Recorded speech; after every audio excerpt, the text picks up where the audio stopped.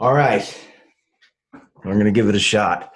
So just to fill you all in, we tried to do this live and there was a connection issue between Zoom and YouTube. It was like very NASA, which happened tonight as well. It was literally the last link in the chain. I had everything pulled together. We'd been doing tests all week and I went to hit connect and it totally didn't do it. And I tried a bunch of different browsers and tried a bunch of different YouTube channels to see, and restarted and dumped things and re-downloaded them. And it's just some sort of glitch in the matrix. So nothing teaches you that we don't control much. Quite like when you have a bunch of thousands of people ready to tune in. And it's funny because YouTube is such a better, it seemed to be more steady than Facebook and Instagram. But anyway, it doesn't matter. Some Mad Hope. I don't know. I'm not usually one to look back on. Let me get the sort of the technical stuff out of the way. I got a bunch of your questions. They're great. I'm going to answer some before I bring the other guys on. There's a merch. I don't know if it's this way or this way. Merch.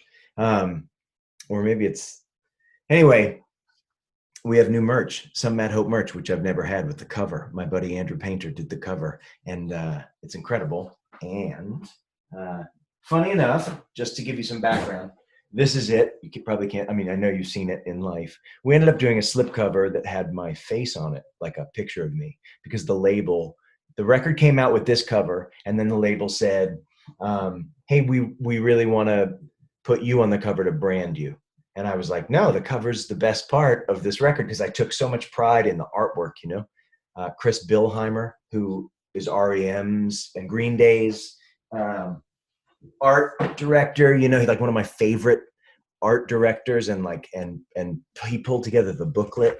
And I was like, and John Vanderslice, one of my favorite humans, I got him, I borrowed a bunch of his photos. I paid him, but you know, I used a bunch of his photos. He was super cheap. He's super indie and cool.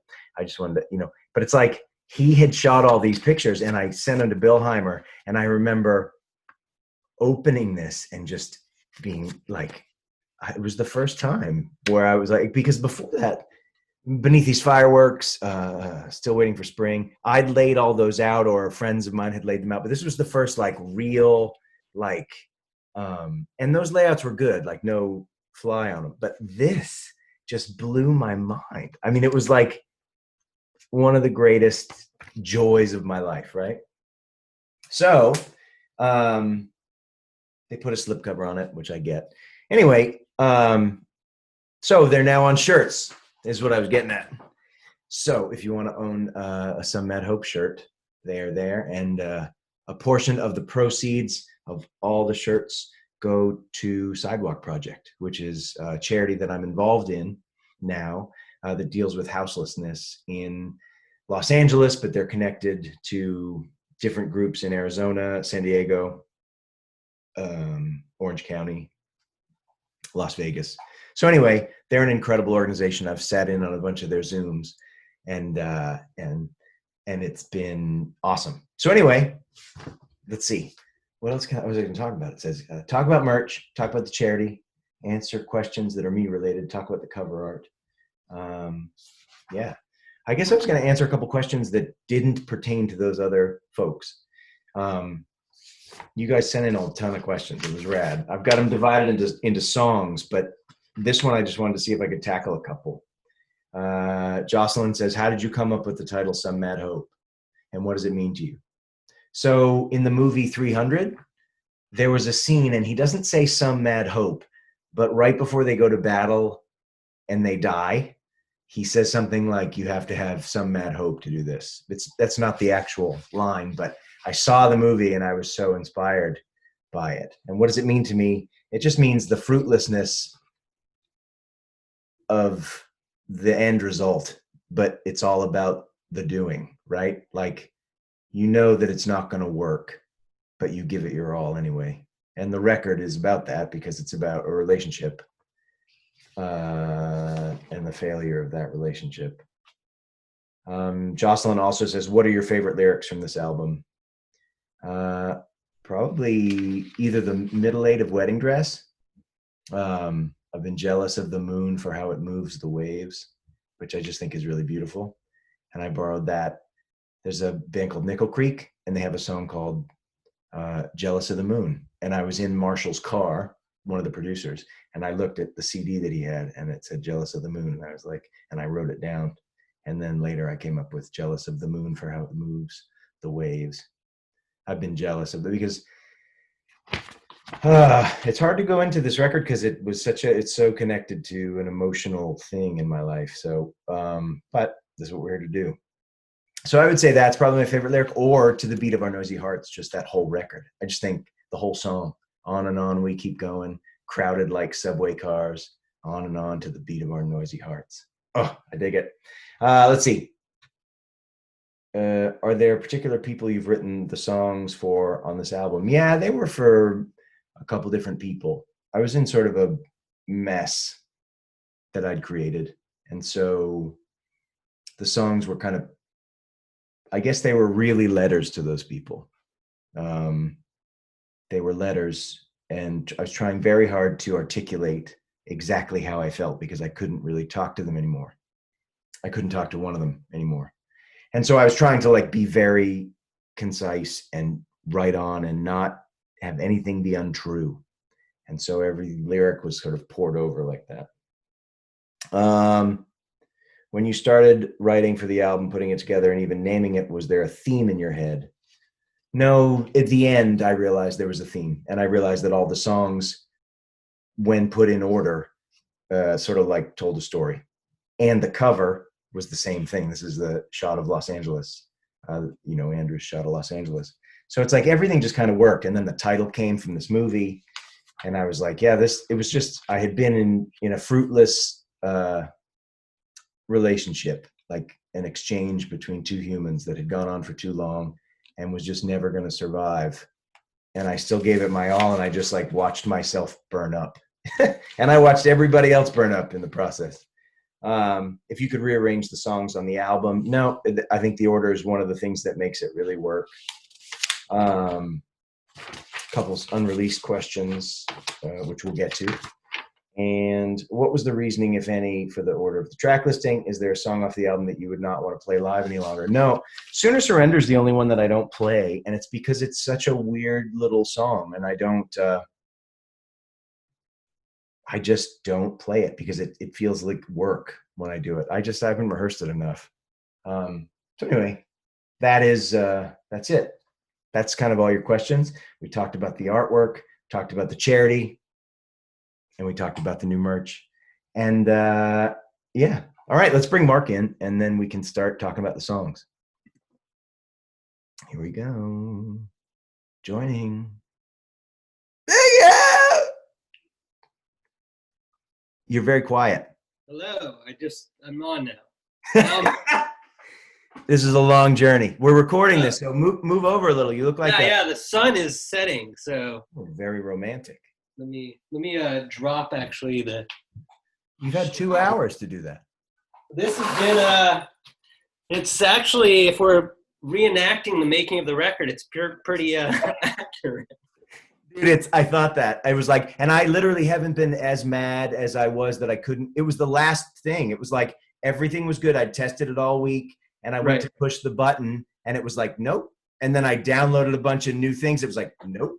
And I was like, I went in the garage, I punched the wall, and I was like, I haven't been this mad since we made Some Meadow.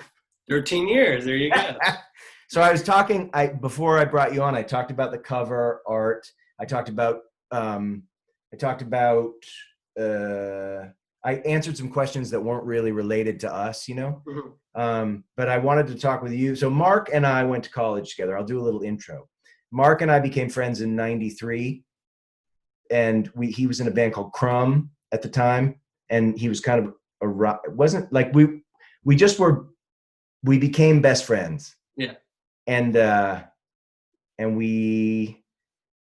we were always best friends. And then when I needed help making records, all of a sudden I was like, oh my God, Mark's totally the guy. Like it dawned on me, because I loved Mark's band. Crumb was there's a record called Seconds, Minutes, Hours, and there's a record called Romance is a Slow Dance. And both of those records are like two of my favorite records of all time. And I was like, wait, my best friend makes music that I love. And like, I don't know why I wouldn't ask him to help me. And then I kind of said, hey, do you want to try and write songs? And we sat down and kind of started writing songs. And then it became the debacle. I talked a little bit about the Beneath These Fireworks debacle. Right. That was a learning experience. Yeah. Yeah. And I was like, how do I get, you came and saved me kind of at the end of Beneath These Fireworks. Right. And then we decided to start from zero on Some Mad Hope. Yep. And so you reminded me yesterday, we wrote at JJ's. Mm-hmm. So up here in San Francisco. We started in San Francisco, and we kind of went between your apartment, my apartment for like the initial writing. I remember one of the first songs we wrote was Car Crash. Yeah. Based on that on Lake Street. Yeah. And then even before that, we had the bones for Come On Get Higher. Right. Around 2004, when I was making a record with a band called Gratitude at Cello in Los Angeles, and you were on tour, and you came in, and like we did almost anywhere, we'd pick up guitars and just start jamming ideas, and Come On Get Higher chorus came out. Yeah. And Jim Scott was making your record for Gratitude. And I remember we were sitting in the lounge and he like snuck a mic around. Mm-hmm. And Jim was always there putting mics everywhere, recording everything. Yeah. And that was his idea, just to be like, let me get a mic and get it set up. And I remember him bouncing it down from it was like an ADAT probably, I think, back then. Yeah. Yeah. And then I remember your place on Lake Street. So at that point I'd stopped working and I had a pub deal and I was touring and you were with Gratitude. So we would just kind of get together every day. Right. All the time. And we'd go on tours and, we'd hang out, and whenever we'd hang out, we'd always pick up guitars. We'd go get tacos in the Mission. We'd go to Amoeba record shopping, and we'd come home and pick up guitars. Yeah. And jam out ideas. Yeah, we hung out every day of our lives. And it's every day. Yeah. And we would do things like, how great is this song? And then we'd play it. And that's how Car Crash came out of the Block Party song. Right. And we were just and we just did it. And then we decided, yeah. We were just fans and friends, listening to music, getting inspired. Couldn't be any more organic, which is why I think we both loved it. It was just like, you were so busy touring. You were such a touring musician and artist.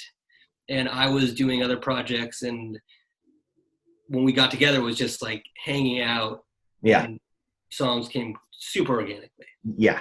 And we would write, and then we did some recording at JJ's because we didn't really have home recording gear and we weren't really home recording people at that point. And so we went to my friend JJ, who I grew up with in Lexington. He lives in San Francisco and he's had a couple different studios.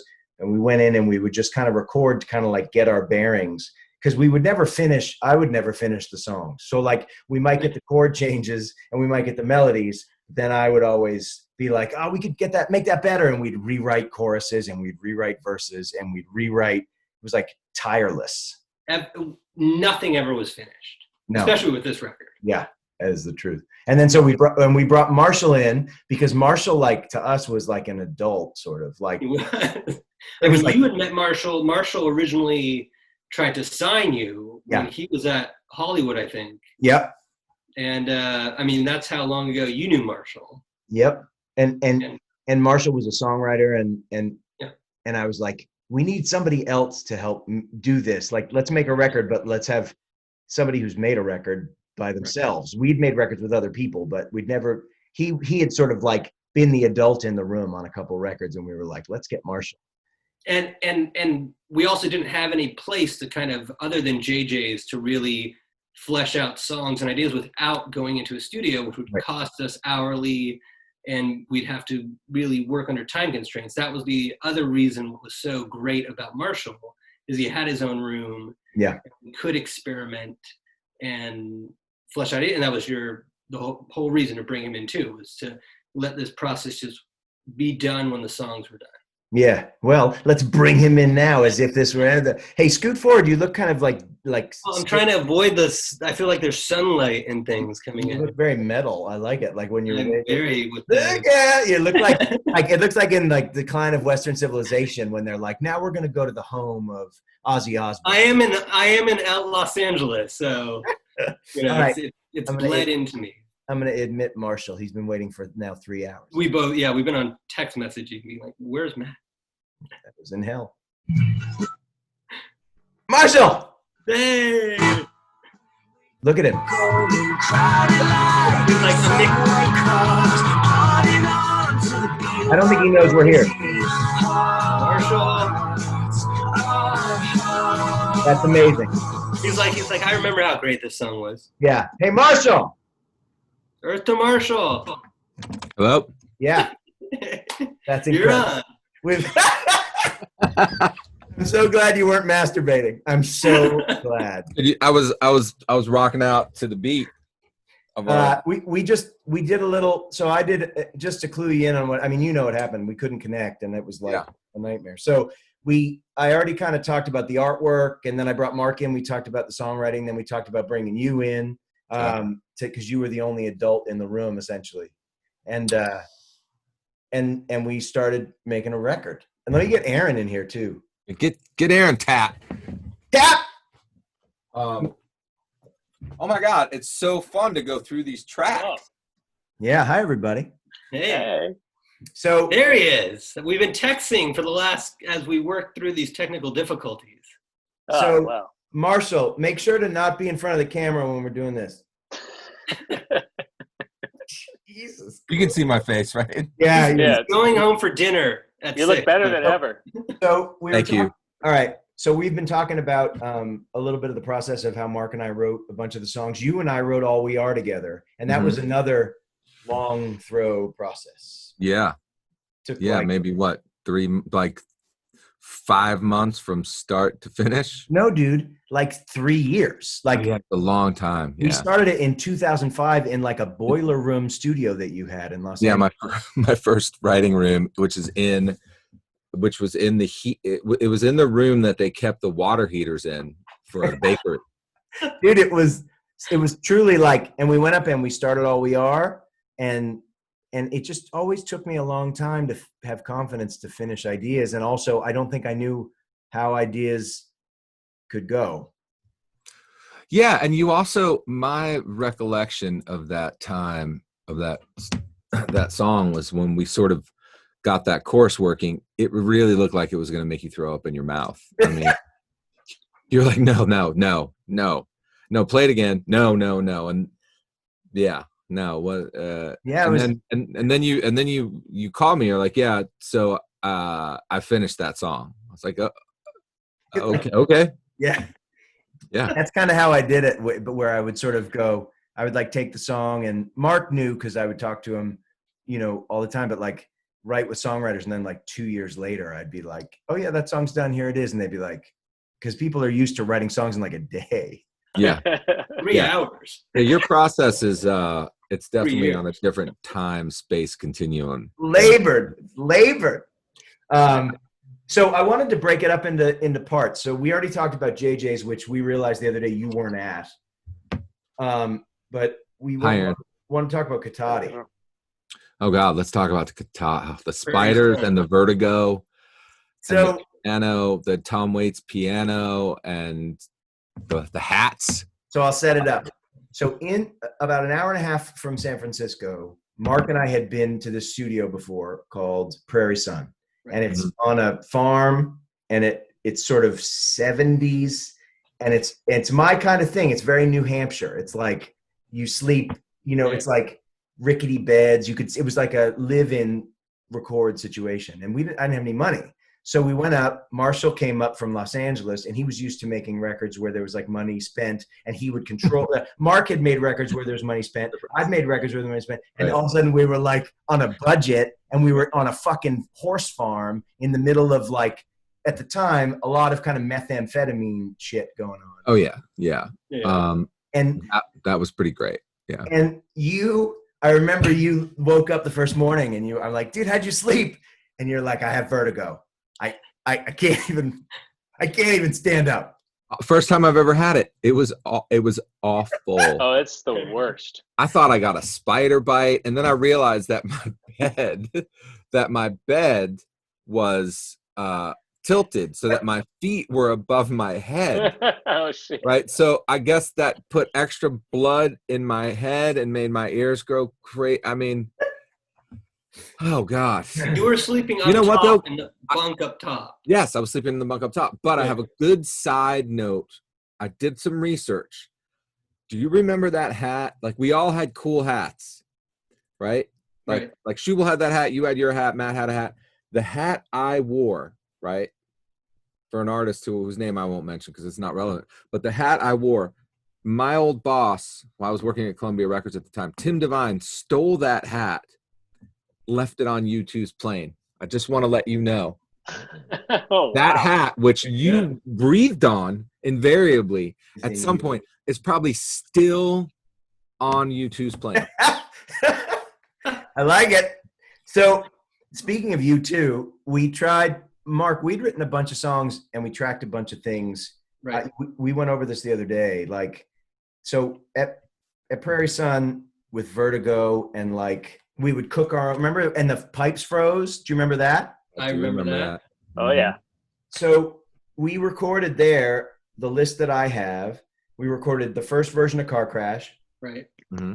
first version of Come On Get Higher, Mm-hmm. of which there were 3, Detroit Waves, Mm-hmm.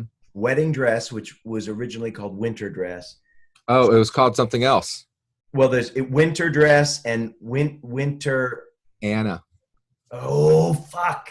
I called it Anna. He reminded me of that. Yeah. We called it Anna Nalick. Do you know Anna Nalick? Waltz. Yeah. So Yeah. Mark and I, when we would write songs, Mark and I would name the song after something that it reminded us of. So we had a song called Suzanne Vega. We had a song called Anna Nalick. They were mostly female singer-songwriters. Yeah. And I remember Anna Nalick came maybe a couple of years ago, said, I heard you wrote a song about me.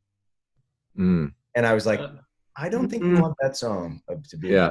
But I was like, but we named it after you because we loved your song, and it had a waltz, and it was like, so yeah, it was called Anna Nalick, and I played the songs live acoustic with the wrong lyrics, even like with kind of placeholder lyrics. So we did Wedding Dress, Sooner Surrender, Mm-hmm. Must Have Been Wrong, which is a song. Ooh. Ooh, Yes. never made it to the light of day. Oh my God. I Can't Get to What You Need. Oh, A song called Stay. Right. A song called Heaven. So we should play a little bit of those, and I guess we should play all of them and talk about them. Maybe. I don't know. Yeah, I think we got to do that. yeah. So hold on, let me share my audio abilities with you. Boy, what a day this has been. I saw a rainbow. Oh, nice. You're blocking up the 101 right now. I thought you were going to sing The Water Boys. No. A picture to rainbow. Oh, yeah. All right, let me see if I can do this. So we're going to listen to some clips first. Okay. I think it should be a good volume. So, for example, this is the first version of Car Crash from Katati. Oh, wow. Should we do it kind of like, should we do like the clips all in a row and then the songs all in a row? Or should we do? I think you do since you're asking, I think you do the clip of V1, version 1, the clip of version 2. Okay. And then start, well, this might take a little doing, but if you played like verse 1 and chorus in version 1, verse exactly 1. Like making the record. This is incredible. So I'm just going to play the clip. Okay. Christ almighty. Hold on. We fall back into the same fucking. Oh my God. That's amazing. So good. Holy so shit. good. Hold on. This is Car Crash version 1, just at the beginning of it. I'm going to make sure my audio is good. You guys give me thumbs up.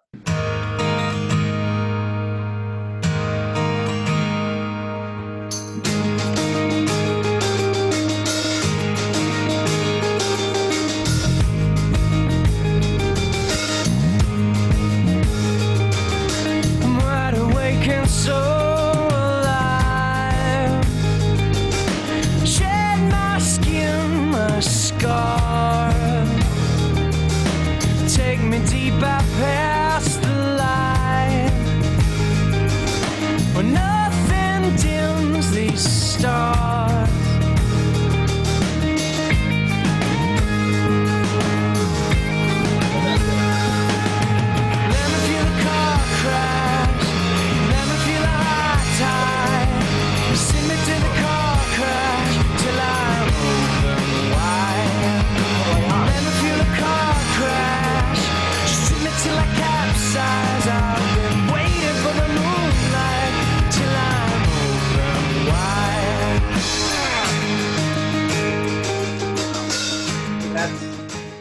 Car Crash with a very rough vocal and a not good melody Mm.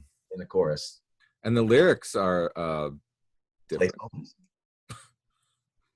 There were placeholders until mastering with you. I know. So anybody have any things to say before we play the actual track? Thomason killing it on the bass. Yeah. Mhm. Yeah.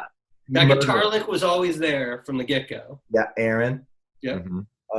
Jason McKenzie on drums, our original first drummer. Yep. And I love that tambourine on the. I was so into that tambourine. I was so into that. I think I played that. It's my favorite part of this song. Yeah. Just. I mean, there's gravitas to it. I love that guitar slide at the end of the first chorus. That was Oh, yeah. mighty.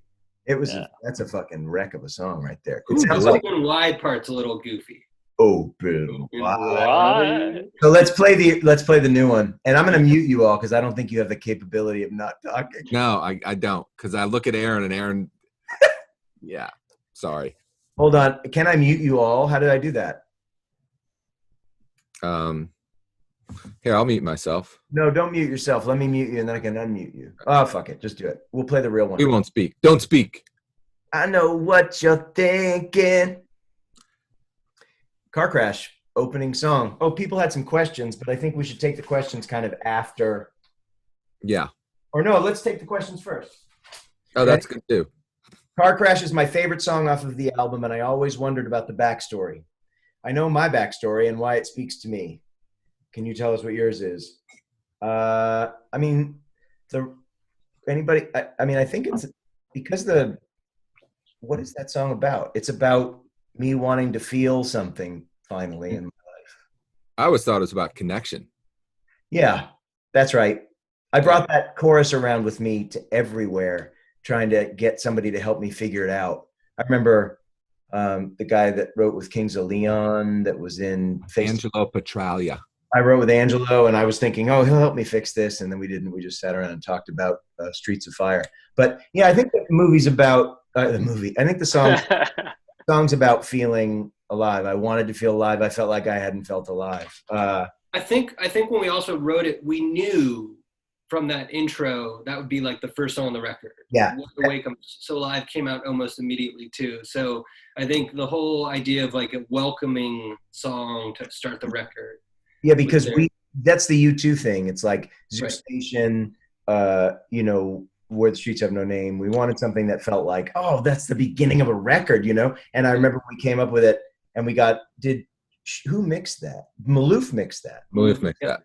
And it's like, you can hear it. As it started, it was like, somebody said, when you sat down to listen to the finished album and the first notes of Car Crash came on, did you lean back, nod your head, and make the 3-fingered sign for making some money?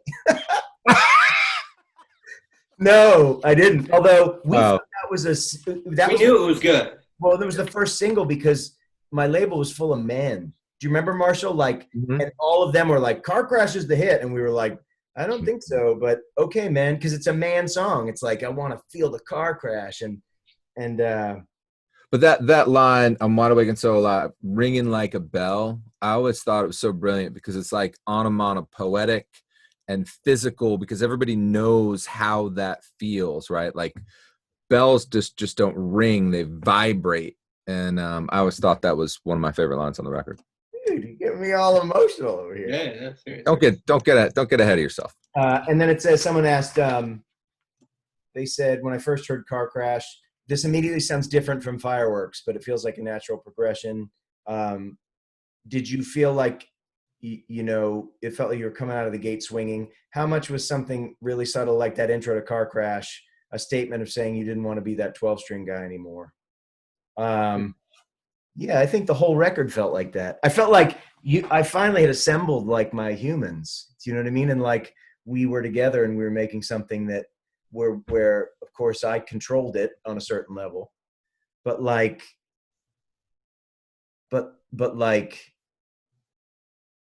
we could get it done. And it just felt good to like have a song and we were all in alignment and we were a little unit and we'd all kind of been fucked over in different ways, even though we were still in the industry. And so that was, so I think it felt like a coming out for me. Right. Yeah. All right. You had a good idea of what you wanted to, where you wanted to evolve to. when you started this process? Coming from Beneath These Fireworks, you definitely knew you wanted to take your time. You wanted to strip things back. That's a pretty thick record with a lot of shit going on. Yeah. And you wanted this to be a lot more organic and more focused on your vocal and less about the parade behind you. Yep. And All right. that whole intro, first verse is just you pretty much. Everybody's sitting back. All right, let's play it. I can't mute you. I don't know how that works in this world. Here we go. Car crash.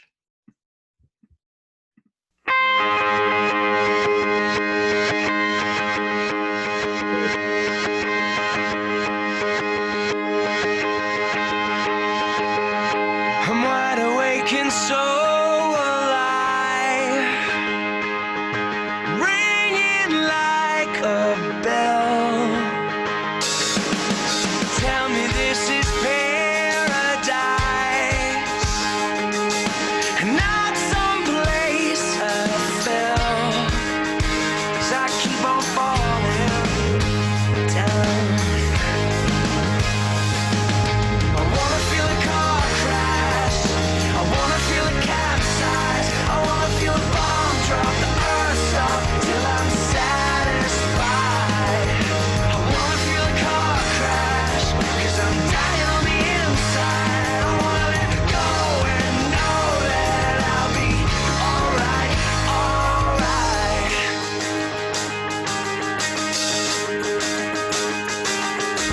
Push me till I have to fly. I've shed my skin, my scars. Take me deeper past the lights, where nothing dims these stars. Nothing dims these stars. I wanna feel a car crash, I wanna feel a capsize, I wanna feel a bomb drop, the earth stop till I'm satisfied. I wanna feel a car crash, 'cause I'm dying on the inside. I wanna let go and know that I'll be alright, alright. So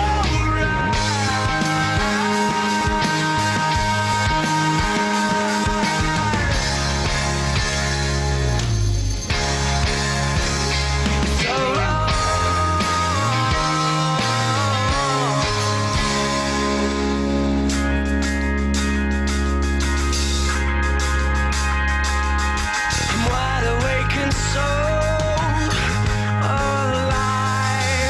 I wanna feel a car crash, I wanna feel a capsize, I wanna feel a bomb drop, the earth stop till I'm satisfied. I wanna feel a car crash, 'cause I'm dying on the inside. I wanna let go and know that I'll be alright, alright. 'Cause I'm open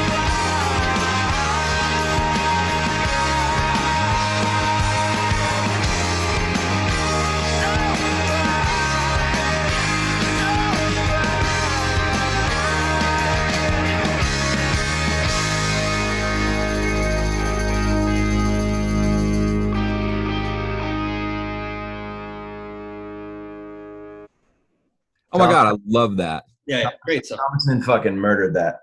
All right, so as it was being played back, can I throw out some things? Yeah, let me make sure I'm not fucking up the sound at all on my end. Hold on. Just wanted to say, like, it's incredible how good the rhythm section sounded in that. Yeah. Yep. Quiet, Marshall. Wink, wink. But it's like, but I know you edited those drums quite a bit, but what I'm saying is, like, Thomason is like the fucking. Oh, Thomason was a breeze. Thomason is the joy to work with. Session tracking, like his fingers are great. You know, bass players, it's all about how hard or how soft you play. Yeah, his stuff was brilliant, so melodic.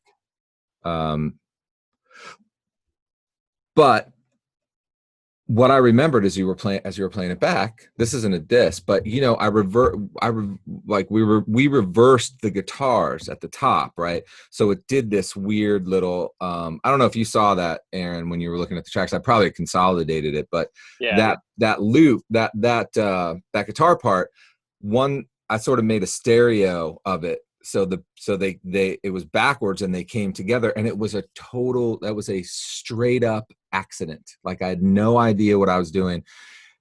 And I was like, oh, I wonder what'll happen if I do this. You know, it was Audio Suite. It was like early days in Pro Tools, and I audio suited it, and it was just in the right place at the right time. And I thought Matt's going to hate this. No, I was like, Matt and Mark are going to hate this. Dude, we'll break. I want to keep going through this list. Yeah.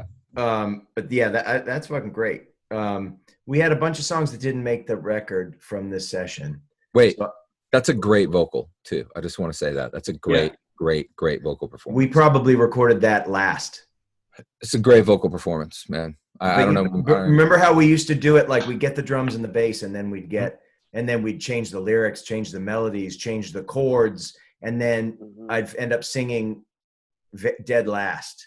You would sing it, we'd take it in the car, listen to it overnight, come back next day, re-sing it, take it in the car. Yeah. So remember how small that room was? Your arms, you couldn't even fully stretch your arms. Yeah. out. And you made us put a curtain up so we couldn't look at you. But Mark and I would always find a way to look at you. Oh my God. So I want to play a couple of the B-sides or the things that didn't get released. Must Have Been Wrong. I've got a clip of that. Go, ready? It goes like this.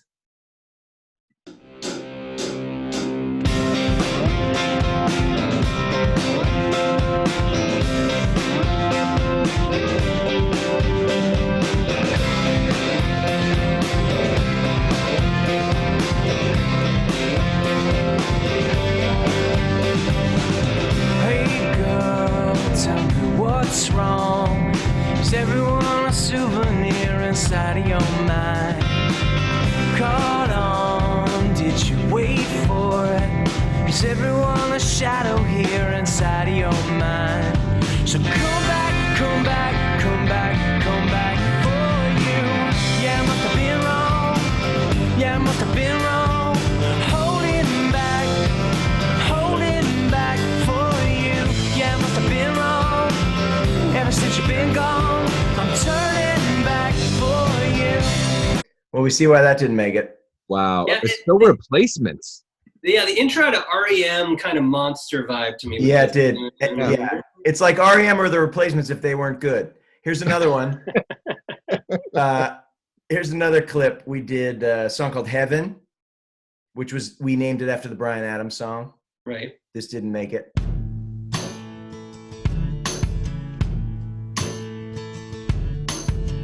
Don't wanna tell you what you're feeling tonight. Don't wanna cover up and come back to life. Don't wanna handle your sympathy to rise and catch you when you fall. Don't wanna handle your sympathy, your aching voice, your memory. Don't wanna tell you you're ending love, waiting for me to rise up and catch you when you fall. 'Cause it's amazing how you comfort, how you keep it with me. Can't you see?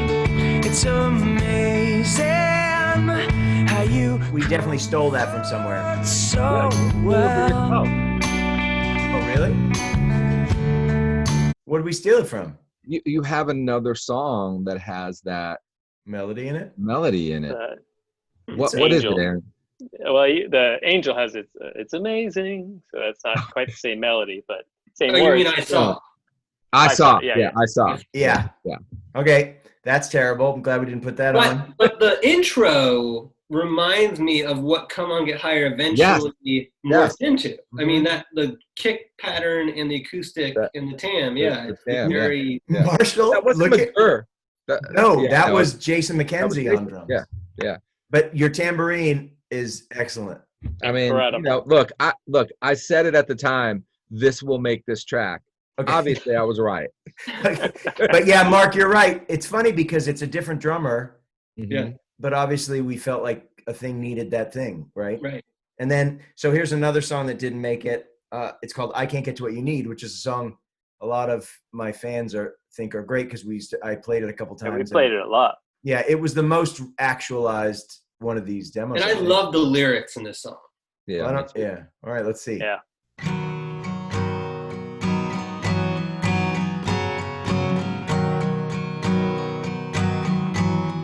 The sun shines hard across your face. You tell me every man's a liar or a thief, and I could try to prove you wrong, but we both know that I can't get to what you need. It's all becoming clear. Weeks turn, months turn years. I can't get to what you need.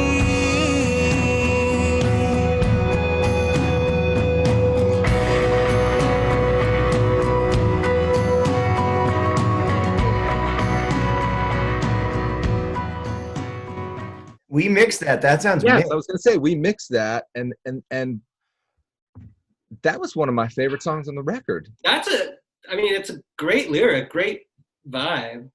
Yeah, But if YouTube's looking for songs from 1992, man, that sounds pretty great. That little harmonics thing. That's you, Aaron. Right. Right? That thing. Yeah. Was so good. Did you do that YouTube Thanks. down now? Yeah. I don't think that one was me. I don't really remember that. Certainly but wasn't me or Mark. I was gonna Might say have it been- sounds like you.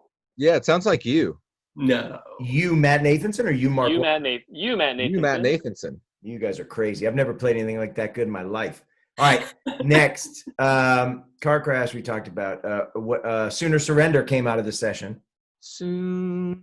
So this is not Yeah. a song that I play very often. We had a couple questions about Sooner Surrender. They were, when the last wall collapsed, was that the end of a relationship or the breaking of the walls put up to get a new one? I love that question. Yeah. Yeah. Thank you, Neil. And then someone also said, Sooner Surrender is one of my top 5 songs. You never seen you perform it live. What's the history behind the song? How was the recording process? Did the song have a varied evolution, or is this the final version? We pretty much got it. Mark, we wrote that song trying to do like a Damien Rice Cannonball thing. It was. I think we rewrote the chorus, though, months later. Totally changed the chord changes and everything. Okay, Yeah. But the verse was there from the get-go. right. And That was the good part. and somebody said I guess there's an acoustic version of this song on Slow But Speeding. Did you know this, Aaron? I don't think I remember it happening. I don't think I was a part of it, but I remember you did it. I don't remember playing that song ever. I don't think we played it after the record even came out. We played it a bit before the record. It was part of our oeuvre.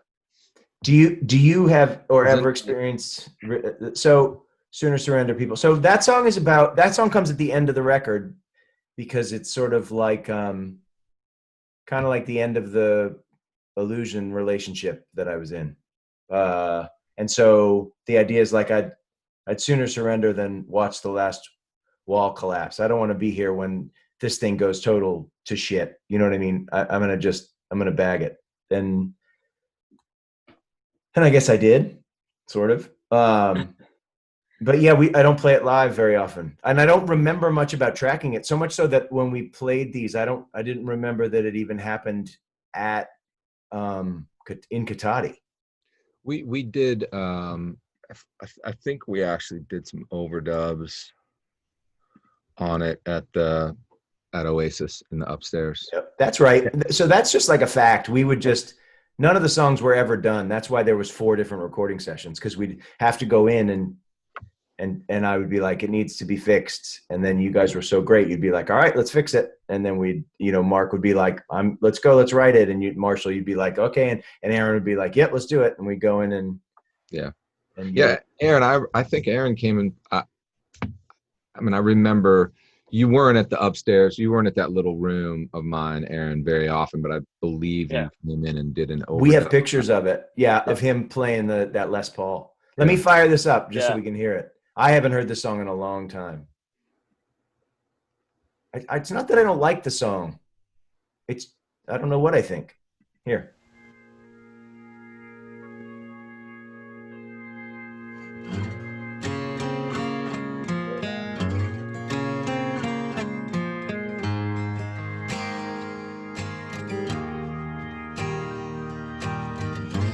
In the party lot, some bands playing hallelujah, hallelujah. In the corner there, all night girls drink wine and try to sing along. I made a mess of things, my stops and in-betweens, they weigh me down. But you got someone new singing you your songs now, right now. Sooner surrender than watch the last war collapse. Sooner surrender. P.S. Aaron Tapp on backing vocals? Yeah, but it's very, very Radiohead. We must look like idiots pointing and shit. But Susie McNeil singing backup. Susie McNeil. And it's very Radiohead. I had no idea till Mark wrote that. It's fucked up. It sounds like Very high and dry. Yeah. Yeah, that was the goal. Wait. All right, let's keep going. It was getting glitchy, so I don't know. Let's see. Love account for everything.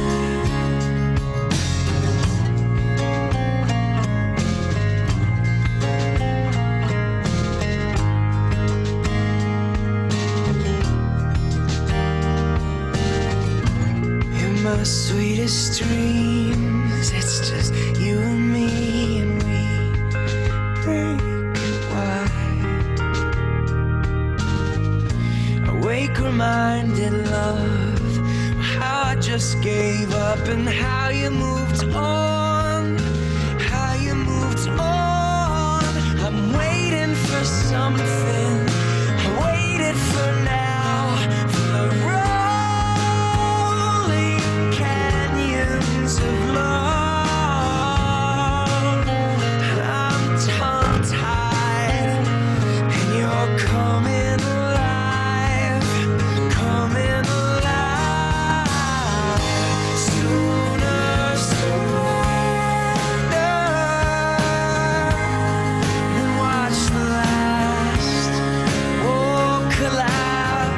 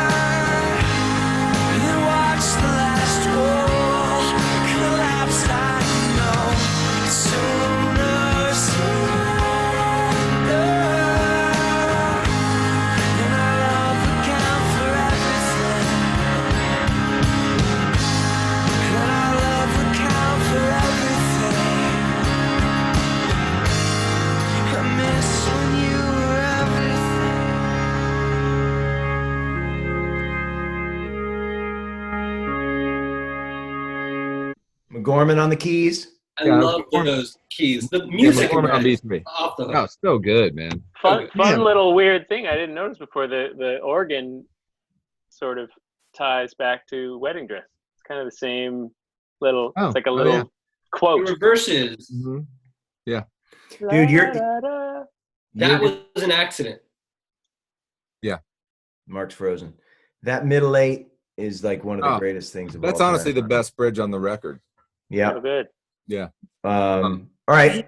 Next. What a great song. That was I think we were all a little bit out of our depth, man. Like I was, I worked But that's so what hard. we wanted. That's what we wanted the record to be. Like this very cool music and everything, but you are still the center. You don't get lost in any of that. Yeah. And there's Those so vocals. much going on around you. Yeah. I just got that microphone back. I still have that mic. Still original tube, original capsule, the whole thing. Oh, Jesus. Yeah. Well, we got a couple more. Detroit Waves and Wedding Dress. People had questions about Detroit Waves. Someone asked, I know I had asked this before, but you said something along the lines of, I do that whisper thing in the middle of Detroit Waves. It's very Bono. We can play it for everybody who want to hear it. That's Thomason and those poor guys are in the fucking queue. This must be brutal for them. Where is that? They're having coffee and snacks. It's fine. So I'll play you this is so U2. I can't even stand it. This is the whisper part of Detroit Waves that everybody has always wanted to know what it meant. The big reveal. The big reveal. Ready? Oh God. Give me a second. This is so embarrassing.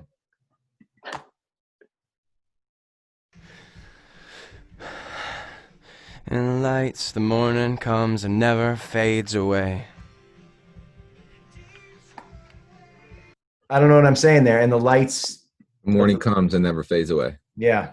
I don't even know what. I just sound so dramatic. That was one of those things where we just asked you to go in and just mumble something. That's what you mumble. Well, let's listen to the real track, which is one of my favorites. We wrote this song, Mark, trying to do Mr. Brightside. Right. And Detroit Waves lyrically, the idea is like you're flying over Detroit and you can't be in touch with the person you want to be in touch with. And Detroit waves, good night, spread out beneath me now. If I could change, believe me, I would. I like the lyrics of this song quite a bit. They felt like, they felt kind of different. They felt like smarter. It's like, so we let it go to start again, knowing how all our best intentions never lit the world on fire, and the lights illuminate the exit signs over the wings. The sky's an open, endless sea, crowding up, surrounding me, and all of Detroit waves, good night, spread out beneath me now. If I could change, believe me, I would. And when you're warm enough to share your sheets and cold enough to make it seem like I was only there long enough to disappear. This song, more than any song on the record, I've listened to this song thousands of times since we made this record. Yeah. There's something so reckless and hungry in the best possible way. I was reckless and fucked up, though. That's great. Yeah. It was fun. No, it's not at all. It feels like, when we do something right, sometimes we can't find ourselves in it. And I listen to this song like I don't know who you are. Yeah, I get it. I feel that way. Yeah. Let's listen to it. Again, this was another, we got most of this done. Lyrically, it wasn't done, but we got the tracks done at Katati. Mm-hmm. Here we go. Wrong song. Sure. Your sweet daddy can't drive. Wedding Dress. Detroit Waves. Here we go.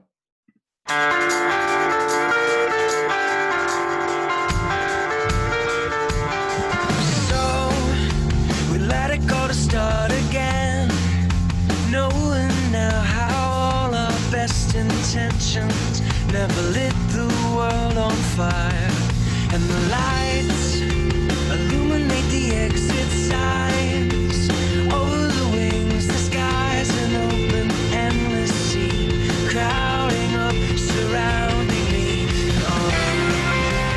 Detroit waves, good night, spread out beneath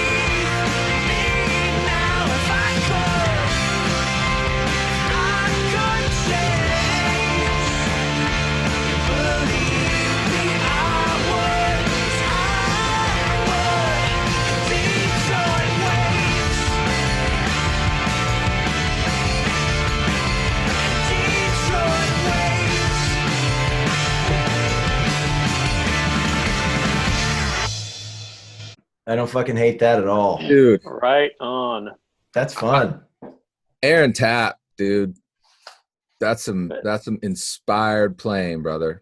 There's a lot of I can't take all the credit. There's a lot of good people playing on that. Mark, you played on that, right? I did the bass. We had that song mixed at Pulse, and I wound up, it wasn't right, and I wound up redoing all the bass into the final mix. That's you? That's me playing bass on that song. Oh wow. Oh And my I think dude. wow, nice buddy. With a pick, right? With a pick. Yeah. I should hope so. Yeah, and then I think McGorman did those boodle-doo-doos on the chorus or something, because those are, I love playing those live. Wow, that's rocking. Is that me or you singing BVs? Because that's pretty high. I can't. Yeah, you did that one, buddy. I might have been able to sing that high back then. I do not think I can anymore. Yeah. The tambourine is incredible. Wow. It's really amazing. Yeah. So- it's a sample though. It's just a tambourine sample. By the way, had I known that you could sample a tambourine back then, it would have saved me like 8 or 9 weeks. Oh, yeah. Yeah. Really. Yeah, that's right. So last on the list. Hey, but let's throw a shout out to Jason McKenzie on that. That is Yeah. a ferocious drum performance. The kick patterns. The and- 8-note kicks in the turns. Yeah. It's funny. There really is something. It's like this record kind of is like a bar band record in a certain way. These tracks.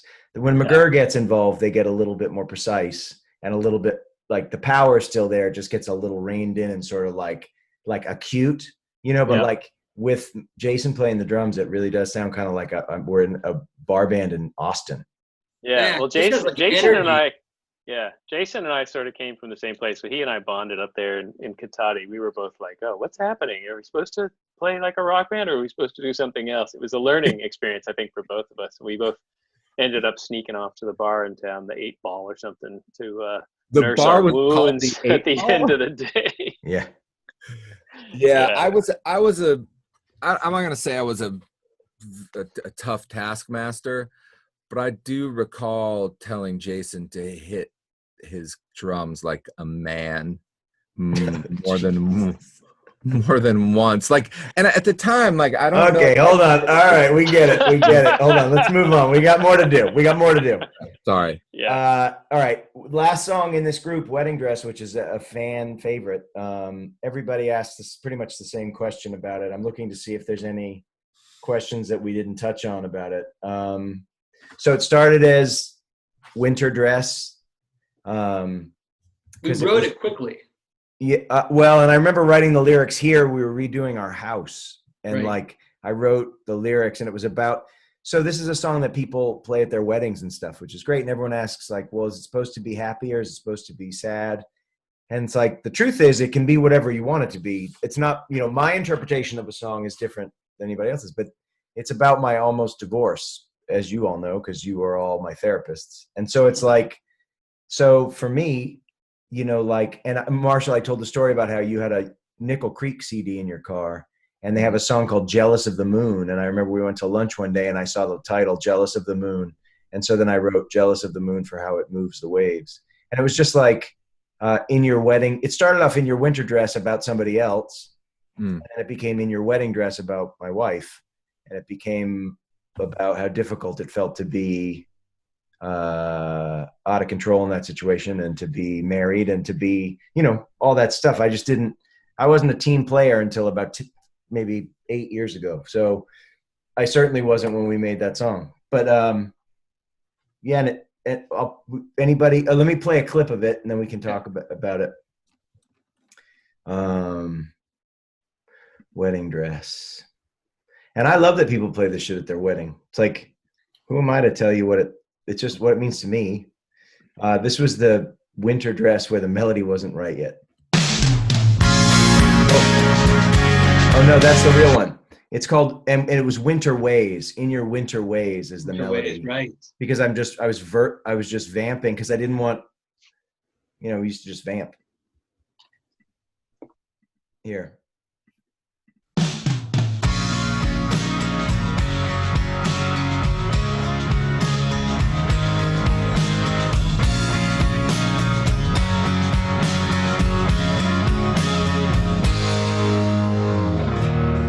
So I watched you say goodnight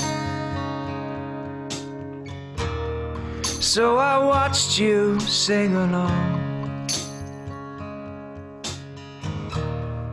and I waited for your touch,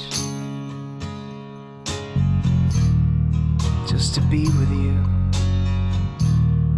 just to be with you.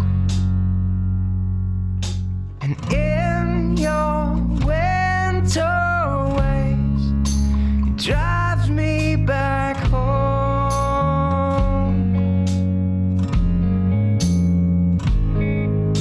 Yeah, in your winter dress, you drive me home.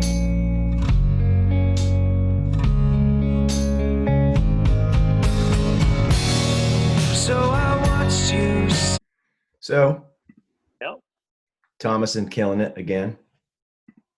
That was one of the first ones Marshall and I worked on at his place Mm-hmm. when I came down from San Francisco to work with you on the tracks.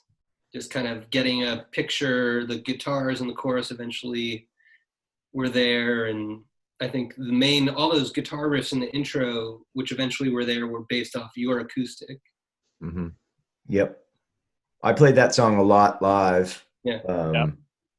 Even as Winter Dress and then even as Wedding Dress. And it's really sounds like shit, which is kind of amazing. Like the guitars sound like metal. Don't they? They were playing Yeah, on like a Yeah. Ibanez or something. But like, Yeah. but it like it so works. Like in the main, I was just thinking like it's so much trash going on, and it's just so compelling still to me, at least. I don't know. It's really simple too. Like as a chord and vocal, there's a lot of space in the verse, Yeah, and the chorus really goes up. yeah, And it's a very simple song too. yeah. But complex emotionally. That's right. Hold on, let's play Wedding Dress here, the real version. Here we go. I don't know how to start this from the beginning, so we're gonna have to hear it from there.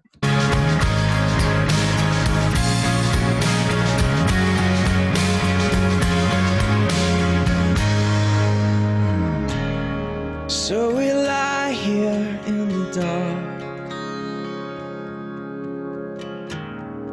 all the wrong things on fire, in sickness and in health,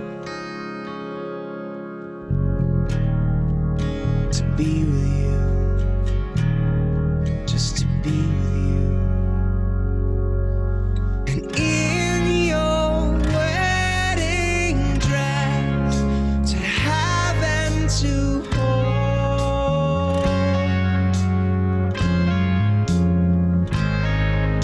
Yeah, even at my best, I wanna let go.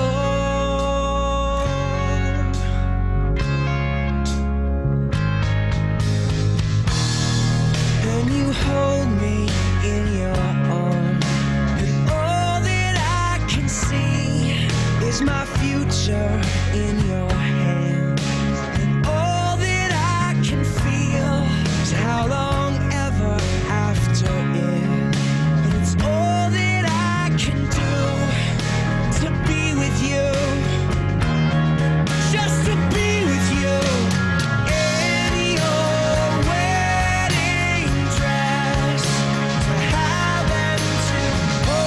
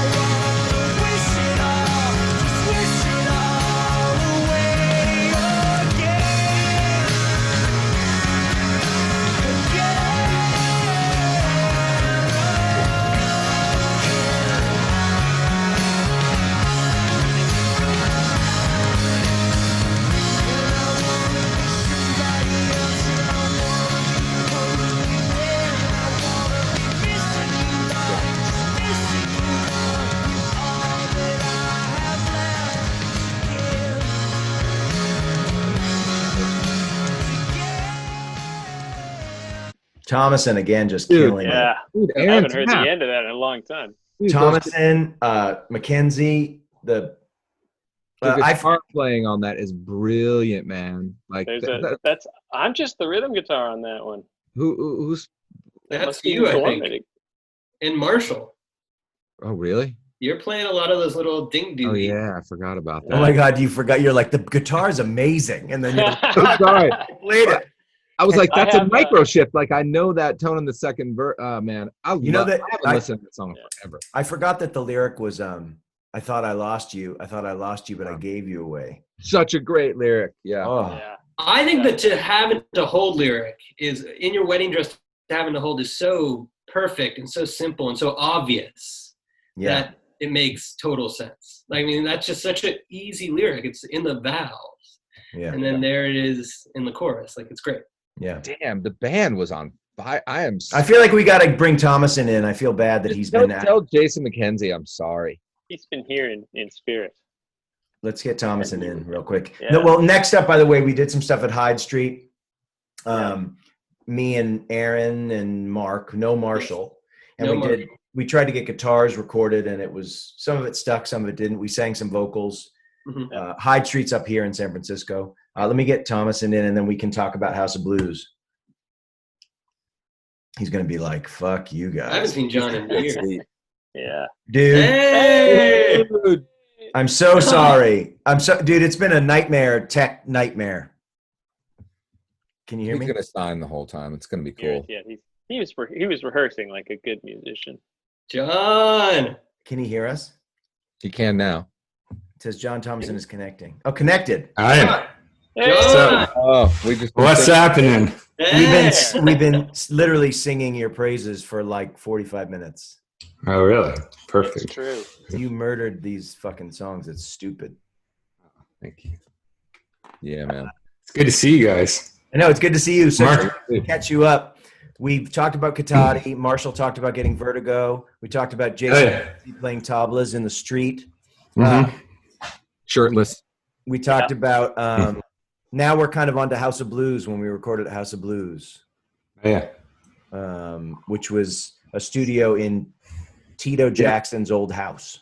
Yeah, I remember. And it's like wood and beautiful, and we tracked there. We tracked Bulletproof Weeks, the first version, which we didn't end up using. Falling Apart, Yeah, I remember that. which had a different chorus, and Heartbreak World. Those three got done there. Dawson's Creek. Dude, it's my entire life was Dawson's Creek at that point. I feel like. Hold on, let's see. We were playing some demo stuff, so I'll play you a clip of. So out of that batch that was recorded there, we have. What's up, Mark? Hi, John. How's it going? Good. Falling up. Forever. Hold on, falling apart. Falling apart with a different vocal, just so we can play it. When people had questions about Falling Apart, they said, "I love what you're doing." Some had hope. Falling Apart is a song I discovered just after finding out my now ex-husband had his first affair. It really spoke to me. I was wondering what the story is behind that song.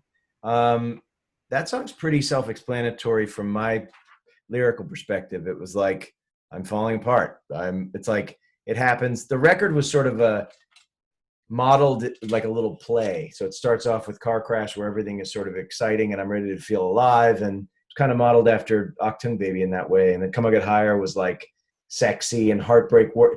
It sort of leads you through kind of a new relationship and the destruction of another relationship. And then there's sort of a turn where the relationship that's being destroyed ends up being saved, and the relationship that you were destroying that relationship for ends up disappearing. And Falling Apart was kind of the linchpin moment where I was like, I don't know what the fuck's going on lyrically and in the song, right? I mean, it's kind of like, I'm falling apart. I don't know. You're disappearing and she's disappearing and I'm disappearing and it's a mess. You don't trust anybody. Yeah. Yes. Wait, what? Well, anyway, we don't have to play the clip because it's pretty much just, anybody have thoughts on Falling Apart? I mean, it's my favorite song on the record. Yeah. Is Well, it? you wrote that chorus was originally different. and you wound up coming in with the O's and totally rearranging and rewriting that whole chorus there. Yeah. Definitely the most fun one to sing along with on the record. Yeah. It's a big rock song, kind of. Yeah. Again, I it's, just remember. yeah, go, Aaron. I just remember bashing it out at Cole rehearsal Mm-hmm.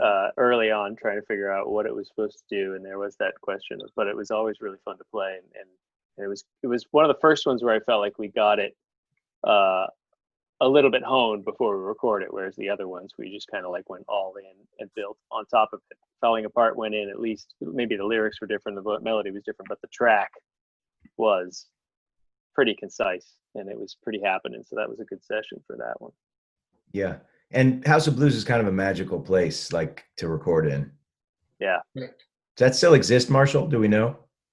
You know, Gary still lives there, but he sold the place, you know, because I was at House of Blues here in Nashville for years, and he sold that. Universal owns that whole compound now.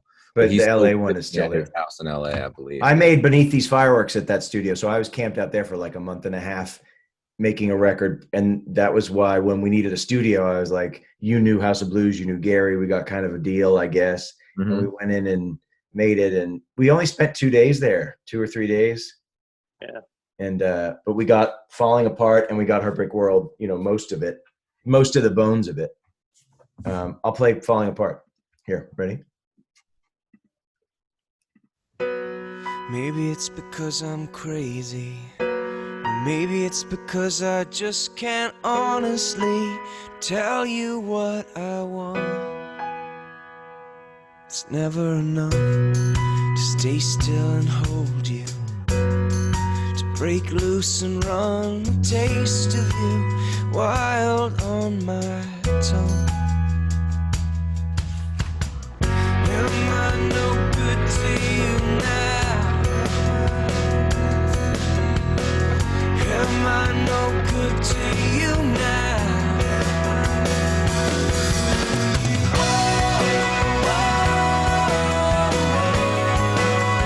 We're spilling over.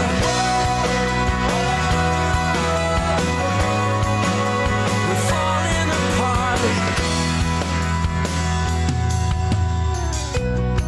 Spend my days with doctors and my nights with crooks, and all of them would sell me for a song. So I'm here, safe, dear, fiction in your arms. Am I no good to you now? Am I no good to you now? So much I hate you, falling apart. We're spilling over.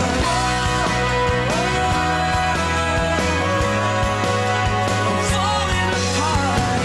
Take me out and start me over. Forever changed. I should have told you.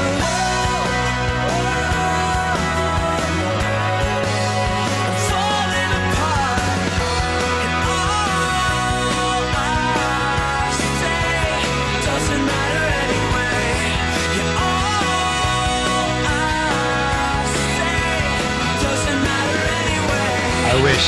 Give it up, so call my bluff, 'cause I just need to be reminded who I am.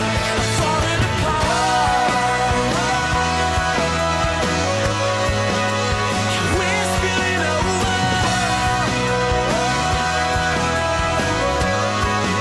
I'm falling apart. I'm giving up. I'm starting over. I wanna be the one who holds you.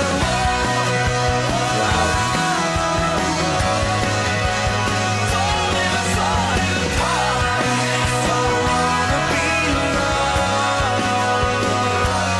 Falling apart. So wanna be loved. Wow! So come on. So come on.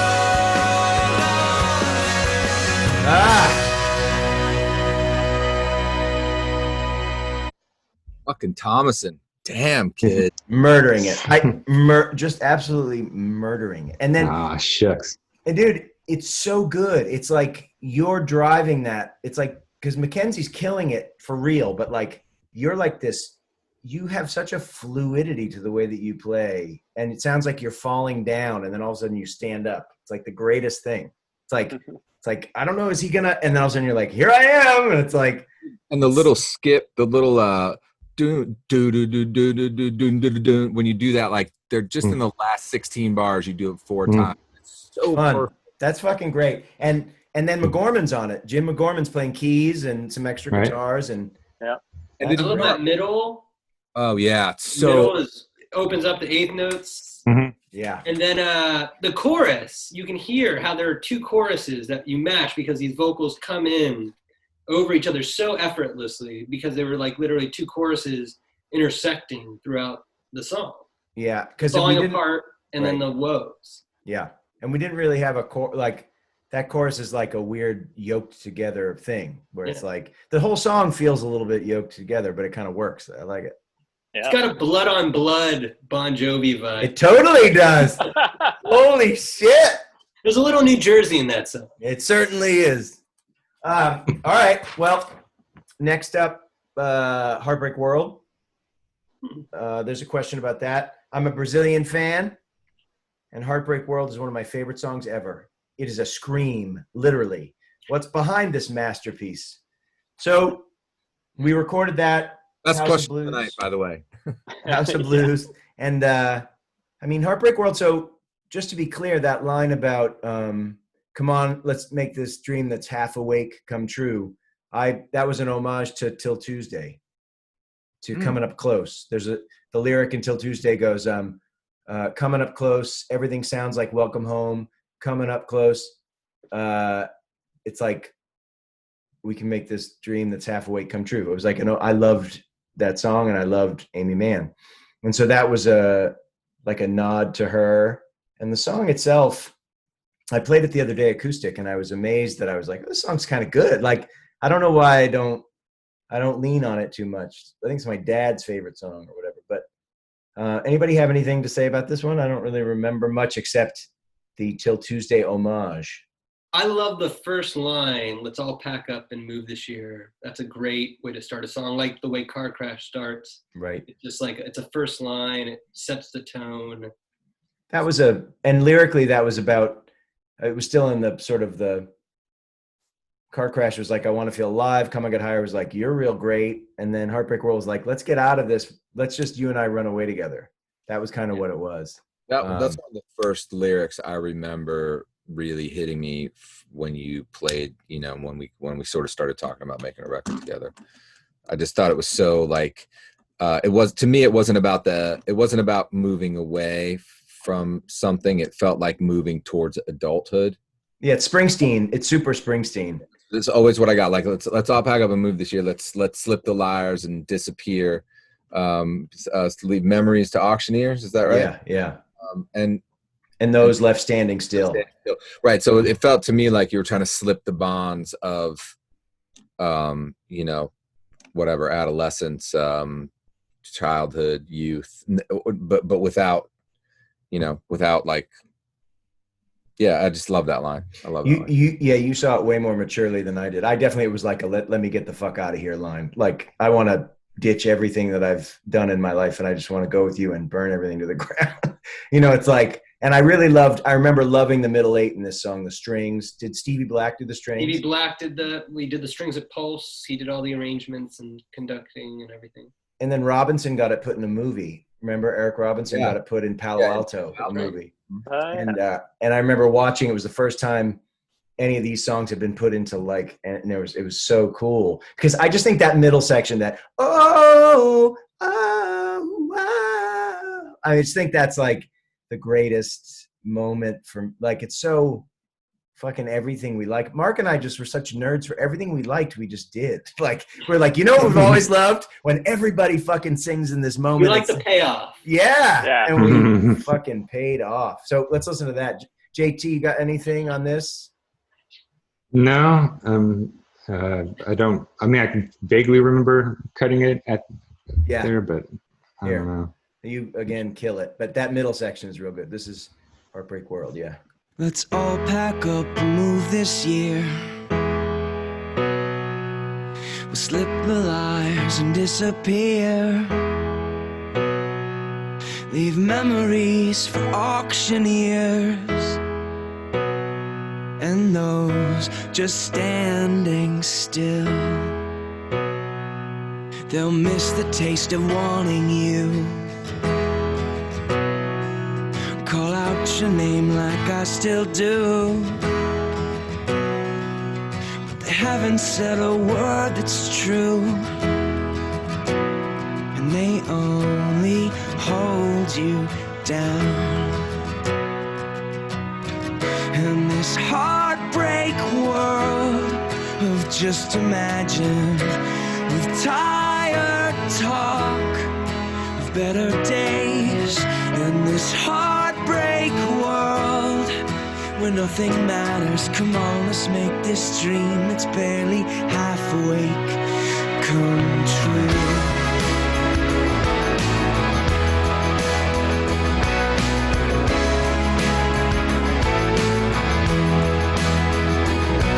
Let's move out of Los Angeles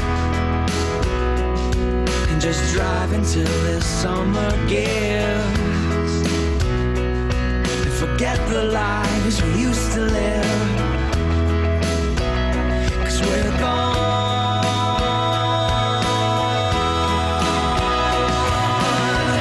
And this heartbreak world of just imagine, with its tired talk of better days. In this heartbreak world where nothing matters, come on, let's make this dream that's barely half awake come true.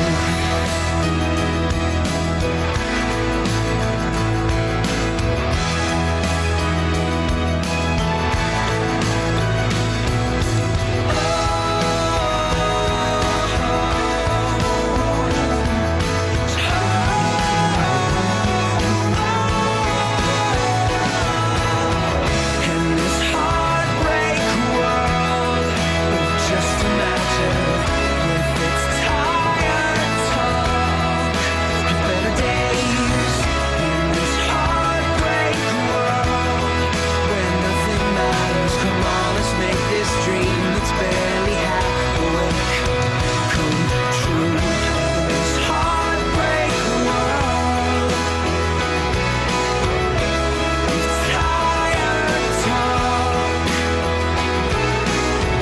In this heartbreak world where nothing matters, come on, let's make this dream that's barely half awake. Come on, let's make this dream that's barely half awake coming true. First of all, listening to this record, it's like bass is my favorite instrument. Like, I swear to God, I'm listening to it and I'm like, the bass is so important in this thing. And it's like, I listen through and I'm like, my God, the bass is the greatest instrument of all time. It's like liquid and powerful and Gone grooves. it's fucking pocket. Your pocket is stupid, JT. Oh, thank you, man.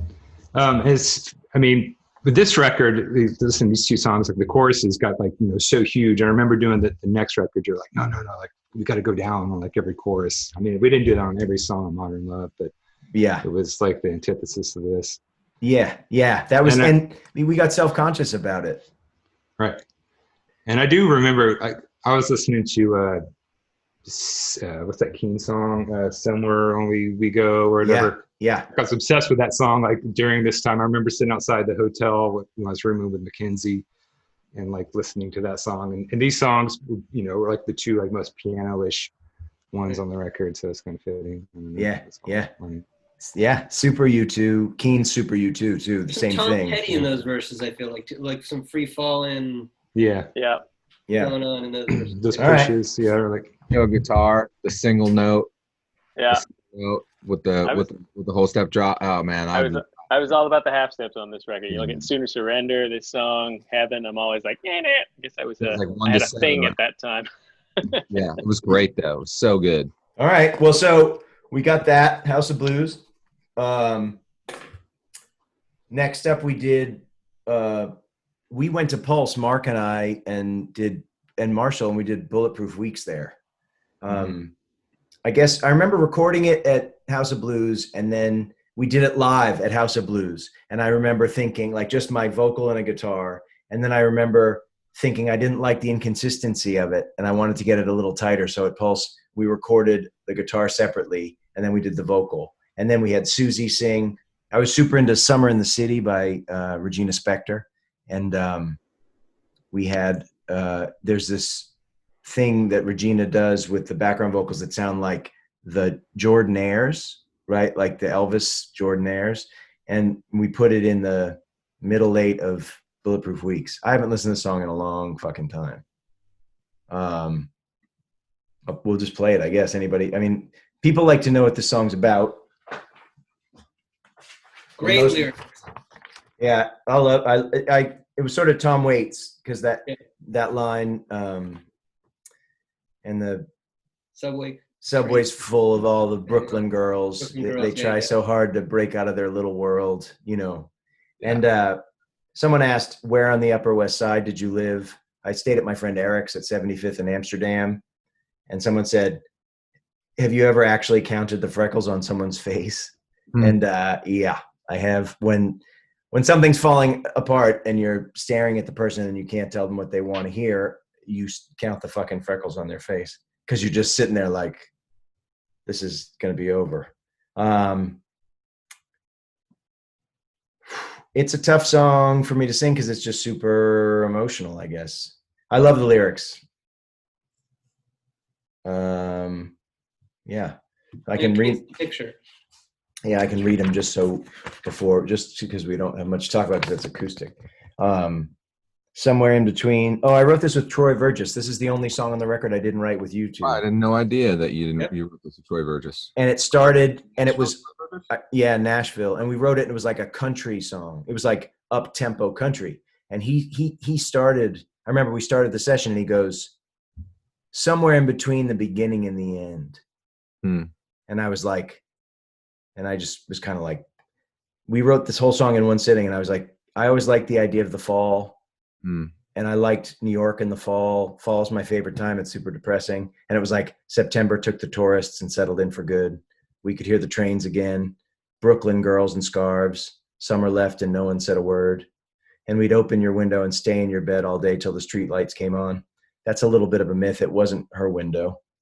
What happened to Bulletproof Weeks in your arms? What happened to, I felt like the Upper West Side in New York was like my place. Like, I lived at my buddy Eric's for like 10 years. And it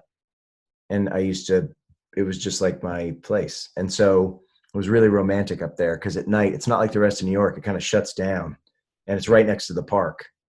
And so you go for a walk in the rain, you know, and it was just such a high drama time. So up on 59th Street, right before the rains, lovers catching taxis going downtown. I'm talking to what's left of you. I'm watching what I say, counting all the freckles on your perfect face. And you open your window, and I sit on your bed just waiting for the right words to come. Was I wrong? And that's the Summer in the City by Regina Spektor has that same harmony. And was I wrong? There's like we got Susie to kind of layer these, like a string part with her voice. And that lyrics, so good, Matt. Thanks. I'm psyched. Reading it right then, I was like, wow, that's fucking good. That's like, and I think one of the reasons why we decided just to do a vocal acoustic was because the lyrics were so good. Everything else kind of took away from the emotion of the lyric and the melody. It just became too pop or something when the demo came in or whatever. Yep. And it just sounds so good as a singer-songwriter. I think Tom Waits, Leonard Cohen.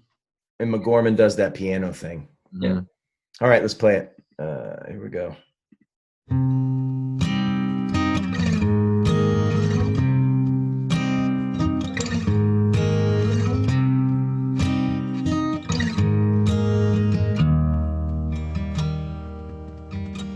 Somewhere in between the beginning and in the end, September took the tourists and settled in for good. We could hear the trains again, Brooklyn girls in scarves. Summer left and no one said a word. And we'd open your window and stay in your bed all day till the street lights came on. So what happened to bulletproof weeks in your arms? What happened to feeling cheap radio songs? What happened to thinking that the world was flat? Yeah, what happened?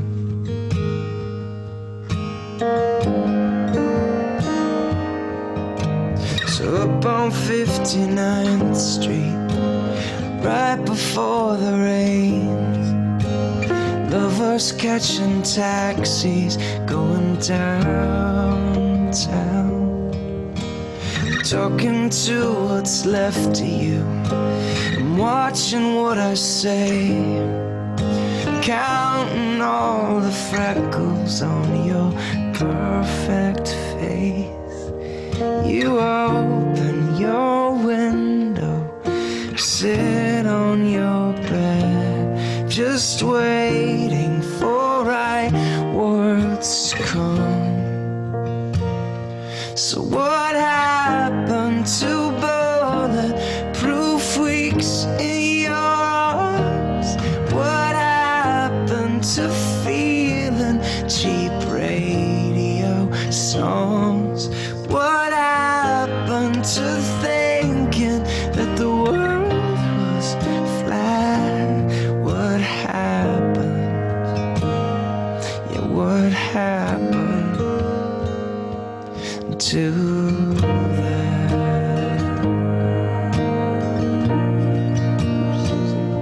Was I wrong?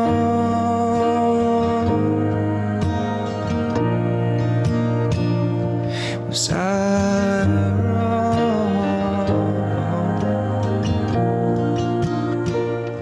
So what happened to bulletproof weeks in your arms?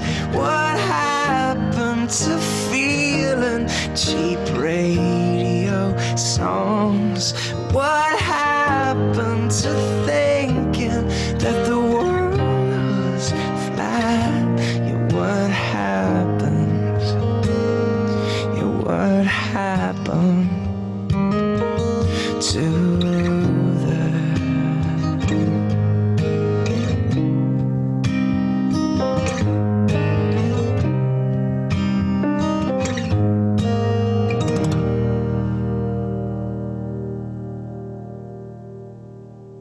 I know why I don't sing that fucking song.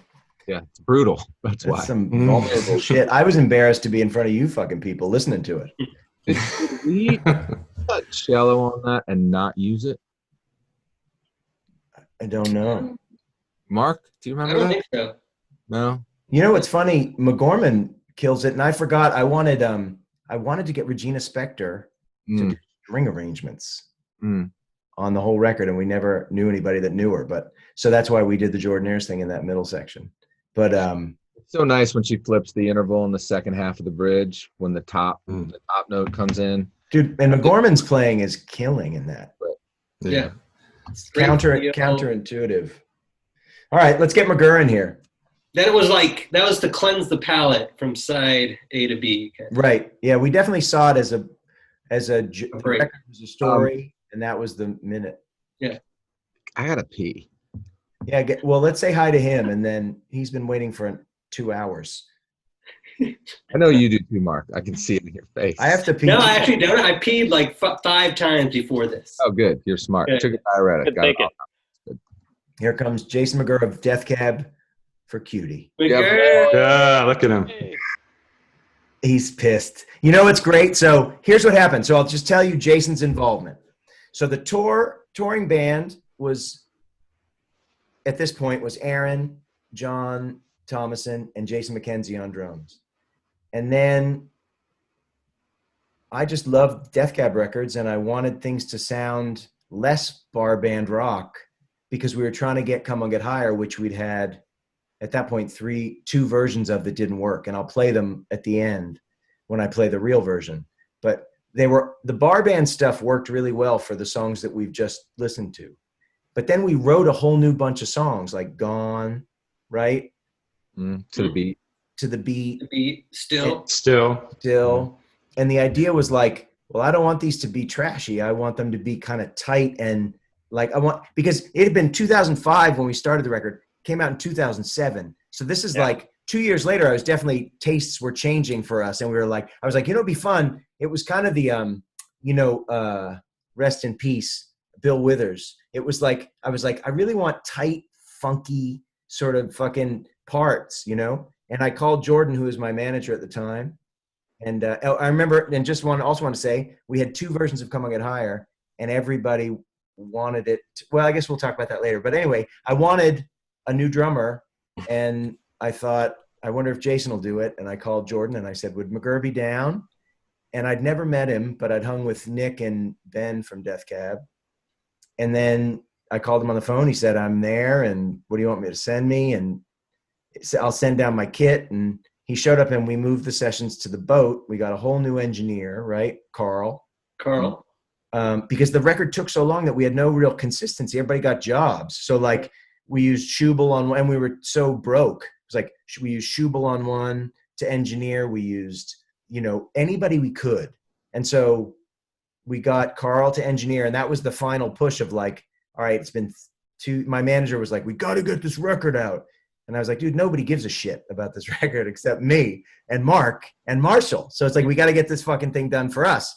So we went to the boat, and we did like a 3-day session, and we brought in Chavez to play guitar. McGorman was there. And we just we finally realized that I think at the beginning, Mark, you brought this up the other day, if we had known that this was the way we could have done the record, where we had like taken a week, gone in with fucking players that were all on the same page, and the songs were on the same page, because it was hard for anybody to get on the same page because I didn't know what the fuck was going on. And nobody was telling you that ever. But, we had to learn it. But we had to learn it. No amount of telling.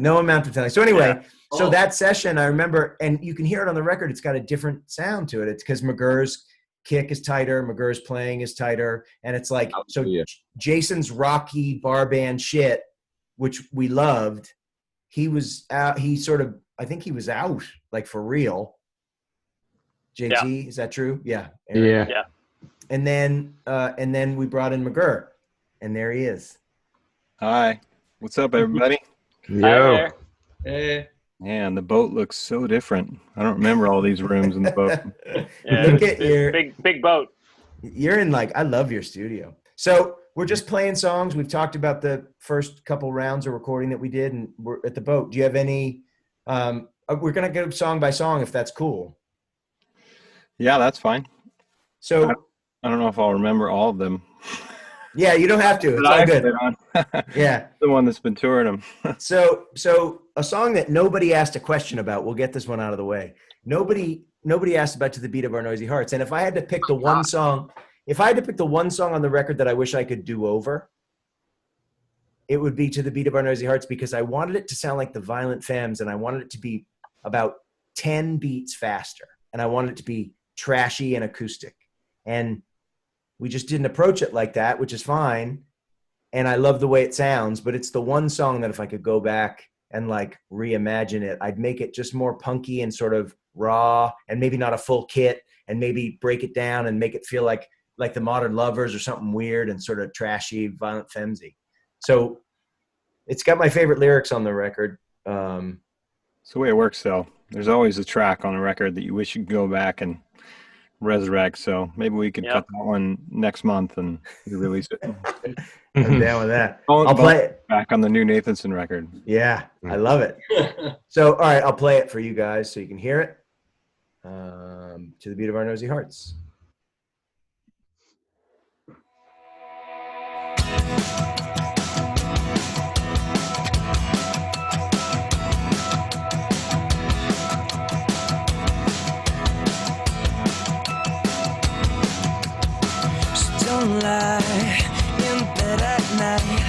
staring at the ceiling. She don't wait to begin. She bets on long shots. She wants what they've got. She skates where the ice thins. On and on we keep going, crowded like subway cars. On and on to the beat of our noisy hearts. She was her mother's secret. She was daddy's girl. She brought weekend boys home in her car. She said my love is a fever. Come on, touch my skin. They all think I'm easy. I'm easy, 'cause I let them win. On and on we keep going, crowded like subway cars. On and on to the beat of our noisy hearts. On and on we keep going, crowded like subway cars. On and on to the beat of our noisy hearts. To the beat of our noisy hearts.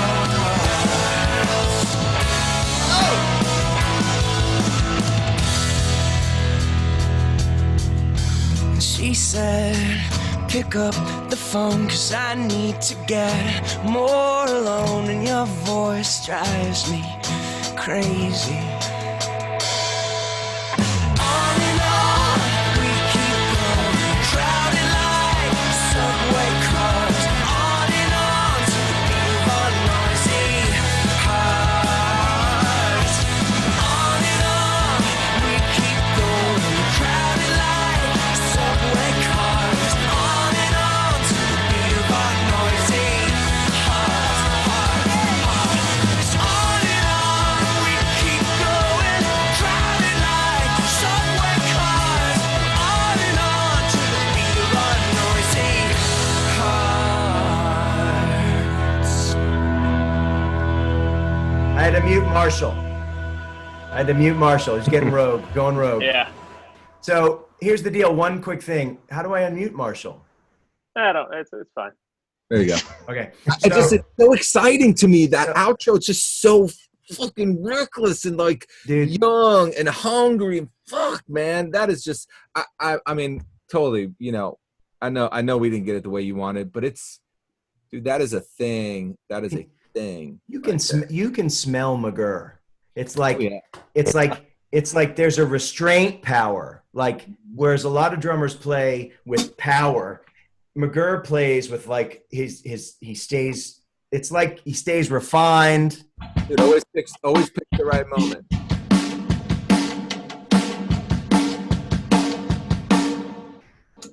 Remember that. So Jimmy, Yeah. Yeah. And it's funny. You- Yeah, that's got a lyric that I like just to talk where it says, she said, where is it? My She love said, is a fever. Yeah. Come on, touch my skin. When you went, come on, touch my skin.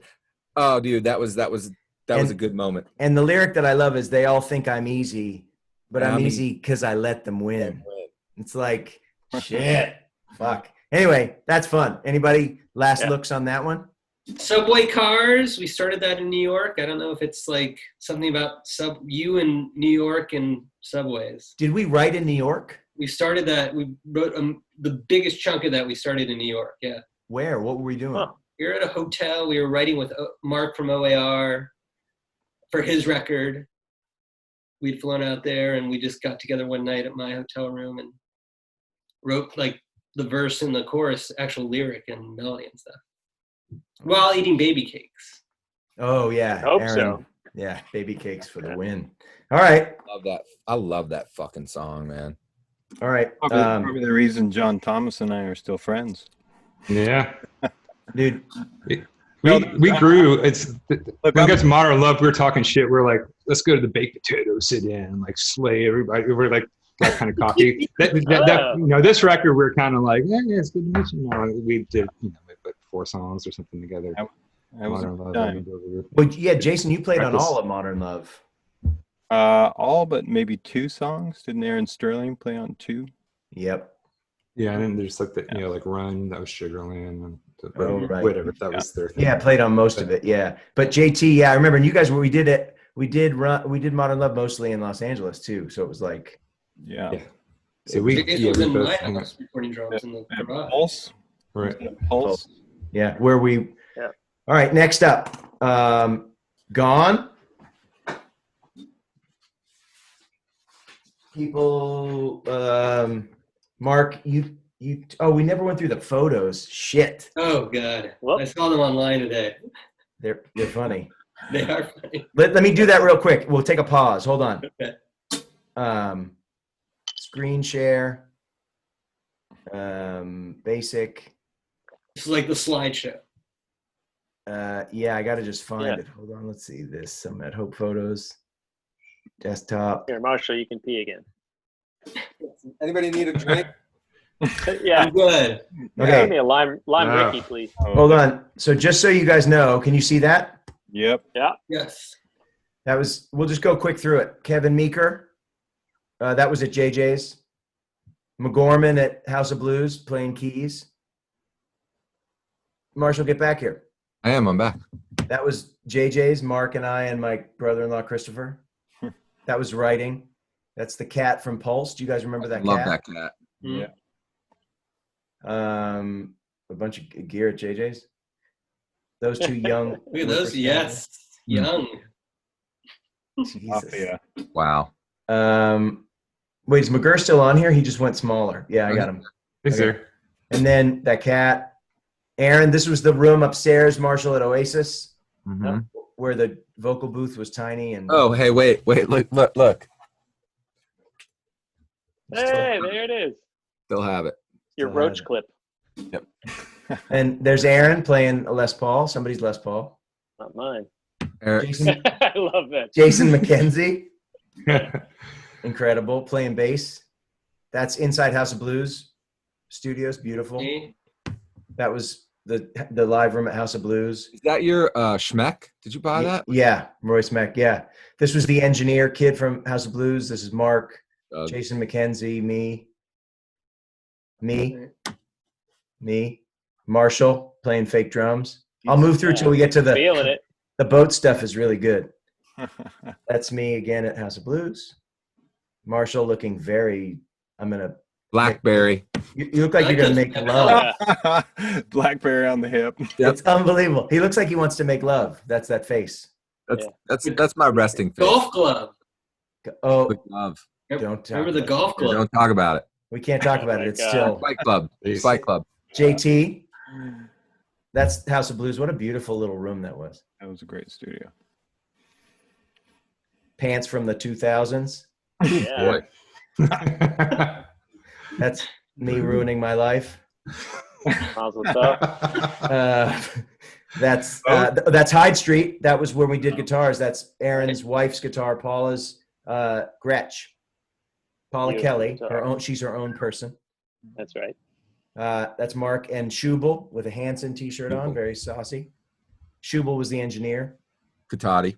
Katati. So this is the Katati stuff Katati. that gave Marshall spider bites and vertigo. Vertigo. That's the drum room at Katati. That's the bass room. Amazing. You had to walk through that to get out of the control room, right? That's so good. That's Katati Thomason. Mark at Cole rehearsals. One of the many times we rehearsed. Jason, did we rehearse for the boat? Yes, we did. Because Yeah. that's where Jason was doing a warm up, and that's the hi-hat pattern to Come On Get Higher. Shit. Hold that story. Hold that story. Yeah, I feel like I was only down there for a week at the most. So Right. the day rehearsing was maybe a day or two. It was a magical week. That's us trying to get a deal with Apple. That's an incredible set of old computers. Mark showing me the chords to Gone. Right? Did we have Gone at Katati? No. I was No. living in LA. So that's That's somewhere not else. Kentucky. That's That was at the boat. when we ate Aaron and I saw Tommy Lee at the Griddle. There's my flip phone. Mm-hmm. Thomason. Yeah, Billy So Sheehan. this is the boat. Right. Yeah. Ben West played keys. West. Oh yeah. Yes. What a great keyboard player that kid is. Still. AT. Carl. Oh, my Carl. shit. So this is the boat. McGurr. What, Jason? Do you remember what song had claps on it? For the life of me, I can't remember. Was that Gone? Maybe. Is that claps? Might have been to the No. Noisy Hearts. Oh, yeah. That's what I think. Wild. All right, let's keep going. This is fun having us all here. When did we did upright bass on something? On All We Are. Oh, we are. Yeah, And, and a weird version of Come On Guitar. yeah, we did so many versions. Version 2. Yeah. Love console shots. Somebody's Mhm. feet. Pedal. My crappy pedal board. Aaron Tapp. Yeah. Mark Weinberg. That's my place. Yep. That's your place. Eric. Oasis. Is that Eric? Mhm. Yeah. Eric Robinson. We We had had on the hat. we said we have so many engineers and producers. Everything took. I mean, engineers and studios. Everything took so long. Chavez. Yep. Hey. Weinberg back at That JJ's. was years ago. Wow, that was before the record even started. That's JJ's for sure. Yeah, that's Pulse with the cat. House of Blues, House of Blues, House of Blues. McGorman. House of Blues. Yes. Me sleeping. Reaching. I'm reaching for my hammer. On a Drum- nice shopping. Drum room at yeah, look at that. Incredible. Good deal on a radial DI, bro. Jason McKenzie at House of Blues, me sleeping. Hyde Street. Mark levitating. Hyde Street again. I look like somebody's dad. Love those pants. Track list from Katati. Katati. This is where we The slept. bedroom. That's me sleeping. That was my bed. That gives me vertigo. looking at Place it. was crazy. I loved it. Oh my god, That's that's like, right. like the Blair Witch Project or something. Yeah. Yeah, that's I my just sleeping remembered bag. I rescued a toad from the bathroom in that little shed we lived in. There it Sitting is. Outside. Oh man. There's the tracking wall in Katati. Yeah. Like the Madonna Inn. It's Oh my God. I love that place. it's amazing. And then this is Yeah. what else do we have here? I'll move quicker. Bunch of guitars. That's Katati. Katati. There's the hat on the U2 plane. Oh, You- yeah. Yeah. Look at Mark's pants. Oh boy. Amazing. I still have many, them. so many pockets. Schubel's looking at a picture, I hope, of his kid. Hmm. Don't say. That's a pose right there. That's a pose. There's the Yeah. kitchen in Katati where the pipes burst. Jason, you guys got to make a Death Cab record up at Prairie Sun. I love Prairie Sun. Yeah, me too. That's what you mean by Katati? I don't know. Yeah, Yeah. there's a studio up there that Tom Waits no, made a bunch of records. I always wanted to go head to Prairie Sun. Dude, this is it. And then here's the boat. McGurr's gear. The Love it. boat. And then we tracked all together like we should have Yeah. done at the beginning. Which And we that's never why shit worked. did. Shut up. And then McGurr, Marshall, Carl, McGurr. That's the amps from Hyde Street. I couldn't put these in any order. Yeah. And that's all of us at the end of Oh, happy Being family. like, thank God it's done. the Chavez, John Thomason, some kid with tattoos, maybe the second. Yep. McGurr, Aaron, me, Marshall, Mark, Ben West, and Carl. Yeah, nice. And then we got Carl at the boat, Marshall looking serious at the boat. I prefer to monitor from the backside of the monitors. Yeah, Zip it up sounds better here. Yeah. And that's Marshall's studio, Chavez, me playing guitar, back at JJ's at the very beginning, 2000 whatever, me singing, that's the boat. McGurr, I think we pretty much got it. Let me just see if there's anything we're missing. And then we get all the way out to like, this is what a favorite, John Thomason. Yeah. The Al Qaeda drums. That's what Dalka used to call them. It's unbelievable. So, and then this was the car crash video Yeah. with Rosie coming at higher video. Oh my God, she's so beautiful. Yeah, she was. Aaron Jones. She still is. She's the best. Darren, my kind of friend now still. Conrad playing drums on the car crash video. Car crash. All right, we'll move on. But look at this. Come on, get higher. So serious. And Rosie. We'll end there. Stop sharing screen. Hey, everybody. So anyway, let's listen to Gone. Anybody have anything to say? It says, my favorite song on the album is Gone. Can you talk a little bit about the lyrics? Sure. Just so I can tell you what they are. Love, I'm aching to believe. Give me something real enough. Give me somewhere to fall from. Because in the dark, I can't find my feet. I built my world on promises, colorless and cold. I'm short of breath. I'm gone. Let it wash away the best I had. I'm gone, and when I disappear, don't expect me back. Lost, the sweetest things get lost. In the static, the far away, the painted pictures of you. I fold. I don't want to be holy then. I don't want to be sold again the way I was with you. I'm short of breath. That song's about letting go of something that you've had, like letting go of a relationship I'd been in for a long time, at least emotionally, and diving into a relationship that wasn't real. Okay, good story. Yeah. All right, let's play it. It's tough to talk about this kind of stuff because it's so personal. Lyrically. That's what songs are. Yeah, they're personal. All right. Yeah, this is a song about letting go of something that I probably shouldn't have let go of. And then I got it back, I guess, in the end. All right. Oh, let me share the audio. Drums, so good. Oh, your drums are. We tracked this almost entirely live. Mm-hmm. I remember. Yeah, you. Do you remember that? I remember very little. Yeah, no, I do remember that. I thought we did most things live. Yeah, this one was like all of us together. Playing music together. Yeah. Yeah, it was like real. How do I share I forget this part. Figured it out before. Some sort of advanced settings in the share situation. Oh, yeah, that's it. Advanced. Oh, yeah. Is it? I think this means I'm getting tired. Where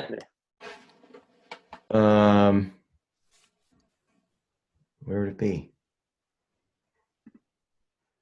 I just had it.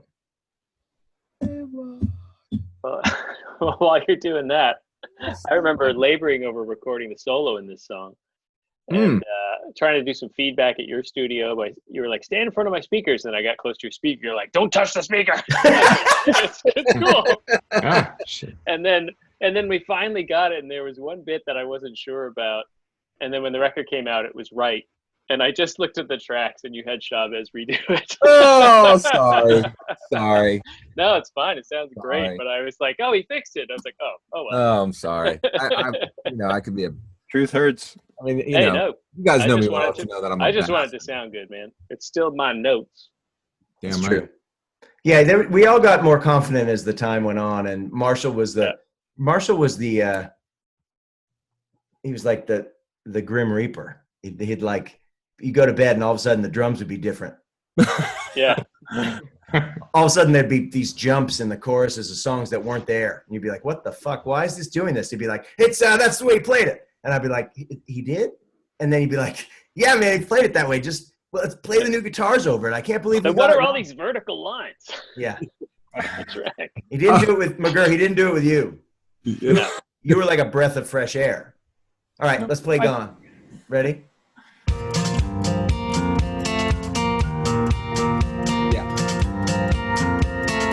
Love, I'm aching to believe. Give me something real enough. Give me somewhere to fall from. Stay in the dark. I can't find my feet. Build my world on promises. Colorless and cold. And I'm short of breath. I'm short. Go let it wash away all the best I had.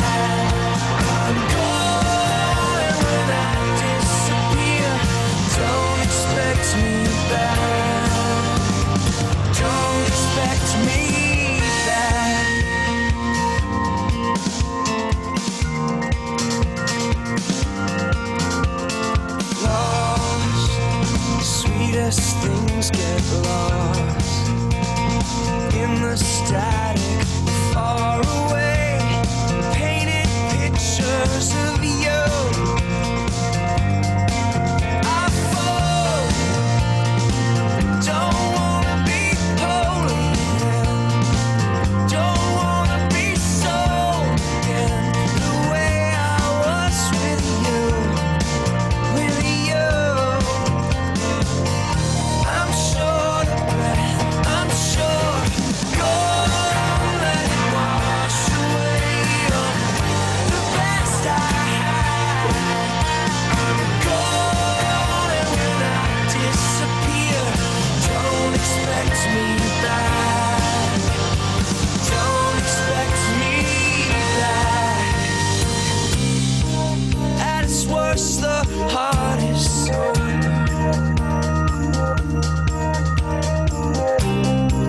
At its worst, the heart is cold. Cold, cold.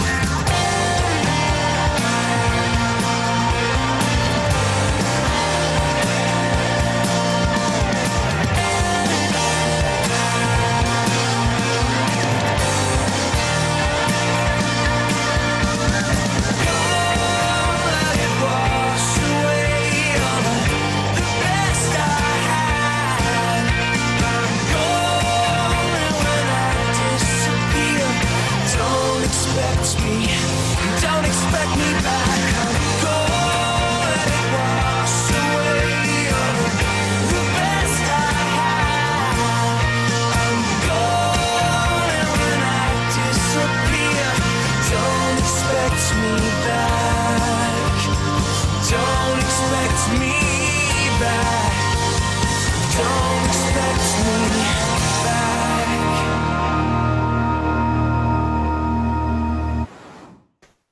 Nice. I gotta unmute Marshall. Yeah. Unmute yourself. So I'll say I that can't help myself. This shit's so good. McGurr and John groove so hard, and McGurr, your drums dance so much. It's like 4 on the floor, and then we'll get to Come On Get Higher, but that also just dances in the drum beat. Like, you groove and dance so well. Yeah, your It hat. feels so good. Yeah, it's like you push in, but it's got that little, hi-hat I thing. also Also, these are those hats. The fill. Hey. Yeah. Can you play it? Can Oh you yeah.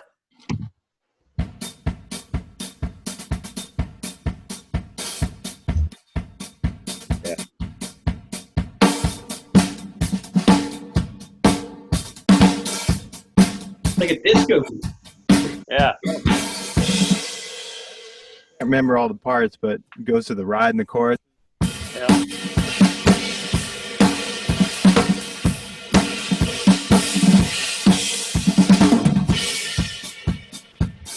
Yeah.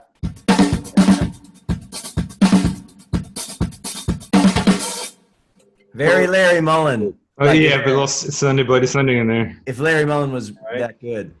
Well, I think we all share a lot of those records in common, right? The things Yeah, we for gravitate. sure. I forgot.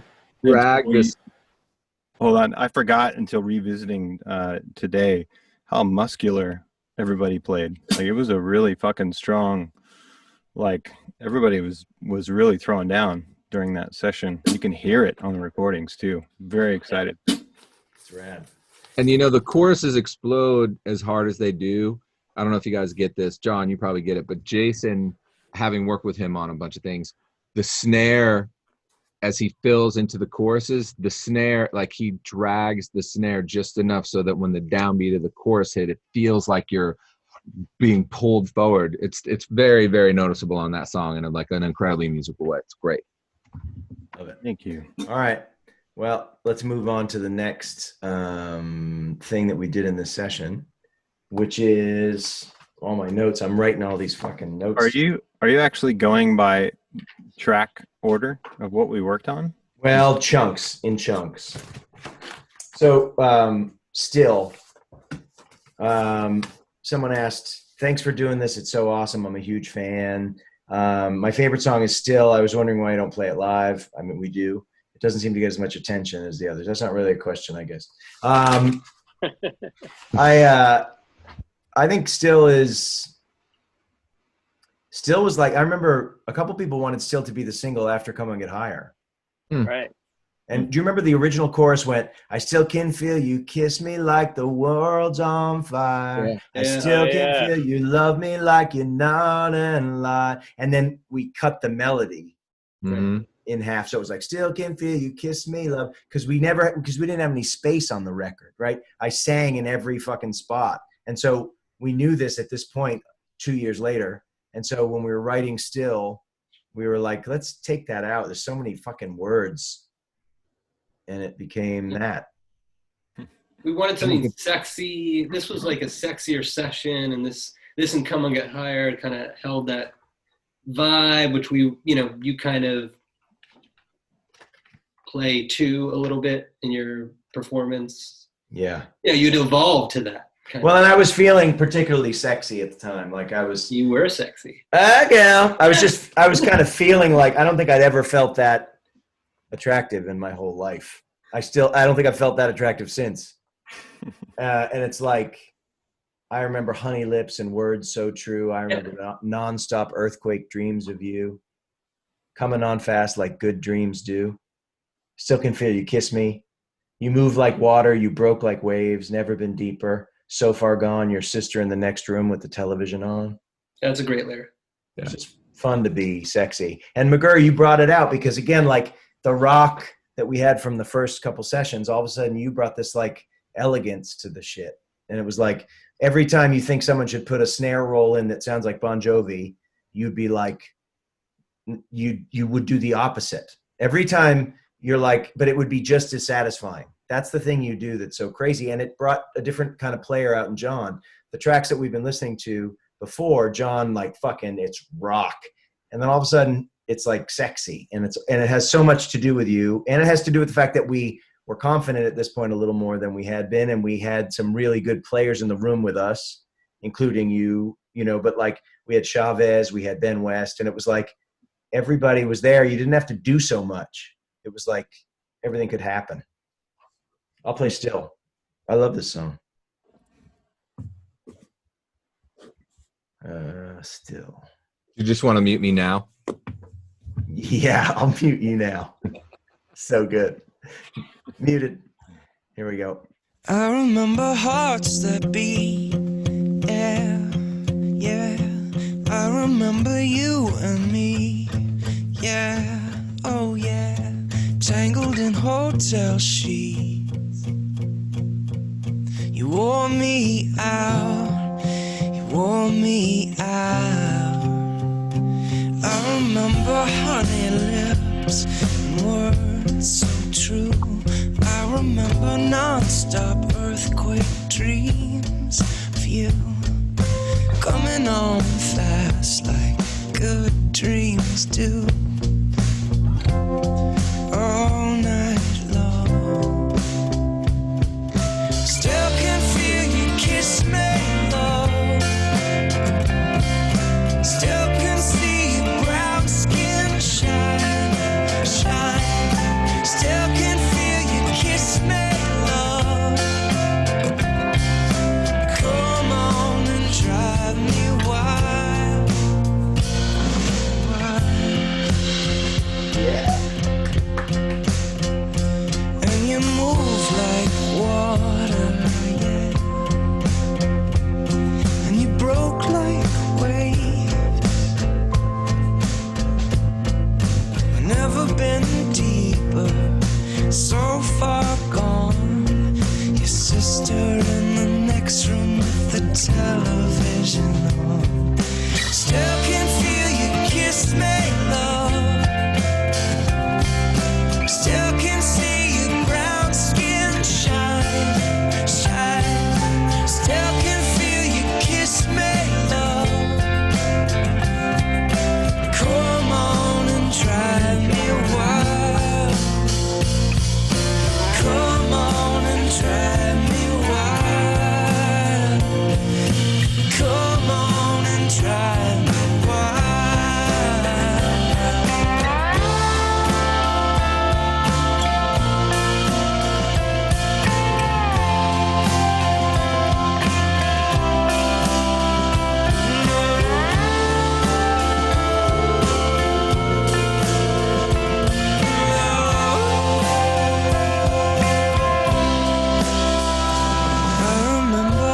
hearts that beat, yeah. I remember you and me, tangled in hotel sheets for hours. Still can feel you kiss me, love. Still can see your brown skin shine, shine. Still can feel you kiss me, love. Come on and drive me wild. Still can feel you kiss me, love. Still can see your eyes like diamonds, diamonds. Memories are strong enough to come on and drive me wild. Come on and drive me wild.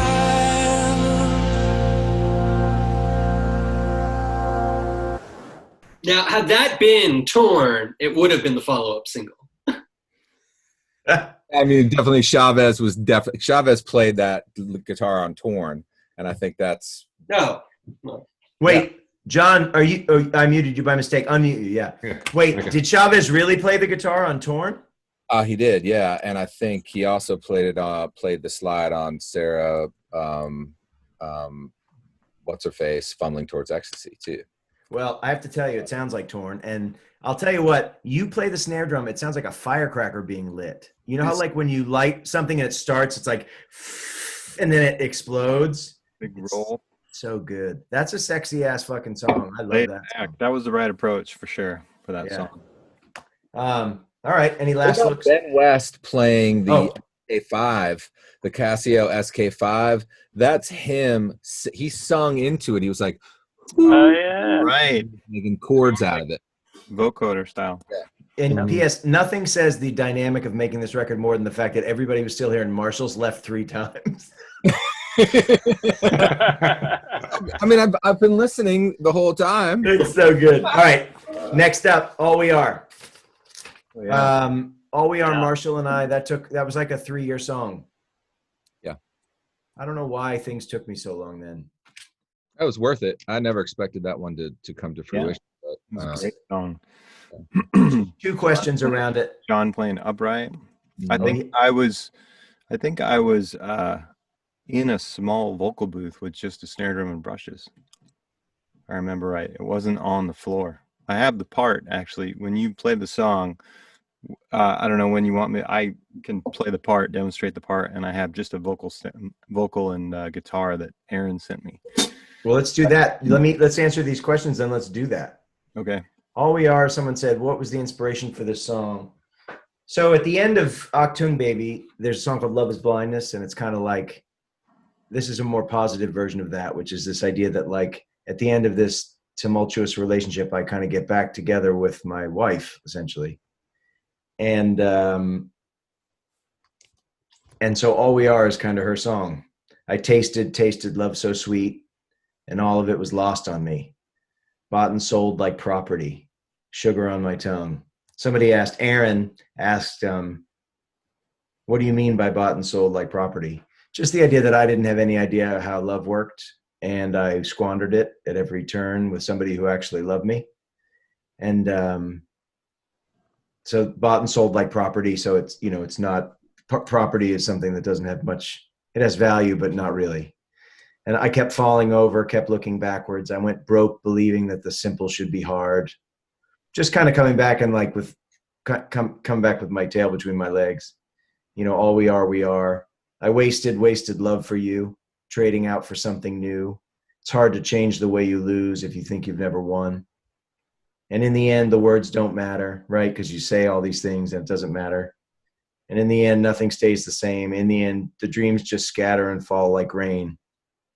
Kind of a sad thing, because it's like, even though it's gone, you miss it, and then but you make a decision in your life, and I made a decision, and it was the right one.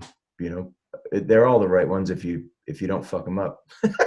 So yeah, that's how All We Are started. Jason, you want to show us how you play the the beat? Yeah, I mean, I'll just say there's always a song in the studio that comes together unexpectedly.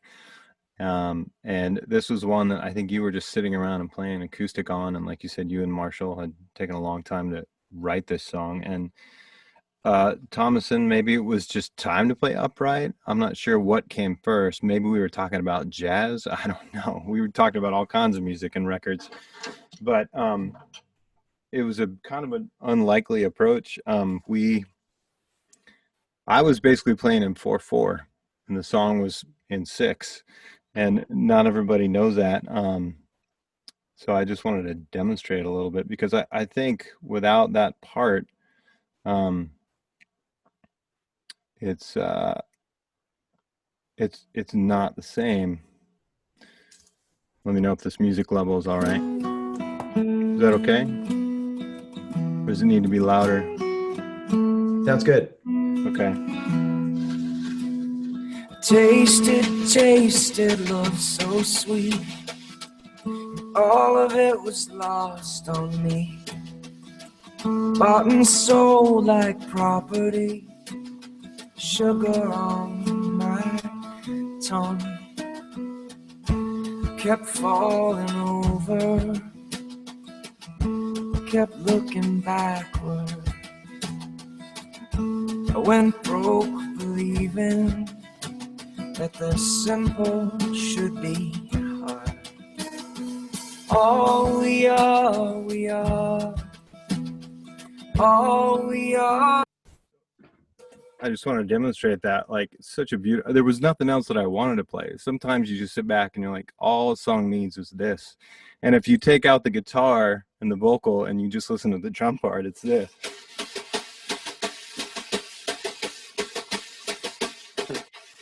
You never know it except for the...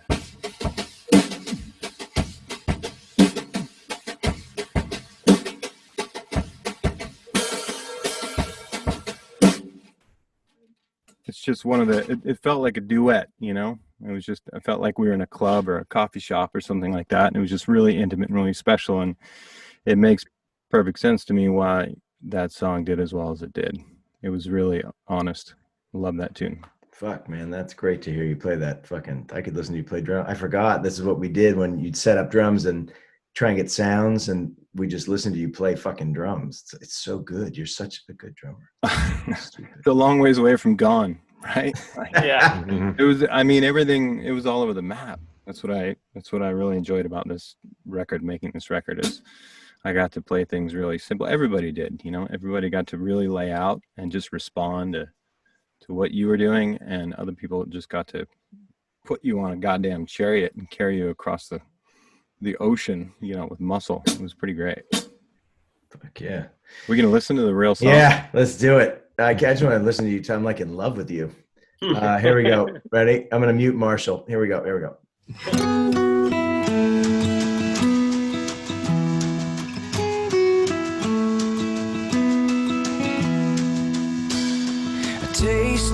Tasted love so sweet, and all of it was lost on me. Bought and sold like property. Sugar on my tongue. Kept falling over. Kept looking backward. I went broke believing that the simple should be hard. All we are, all we are. And every day is a start, something beautiful.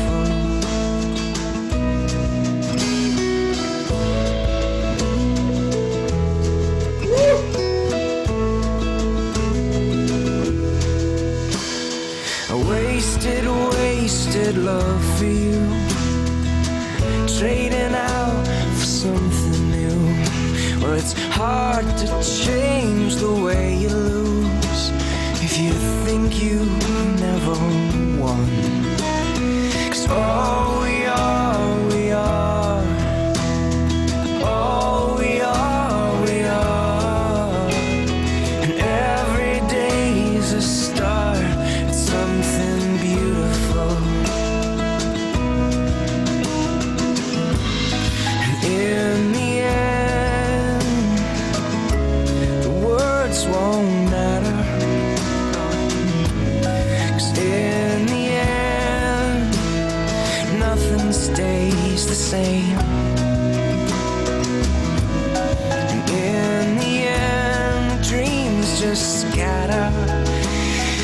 fall like rain.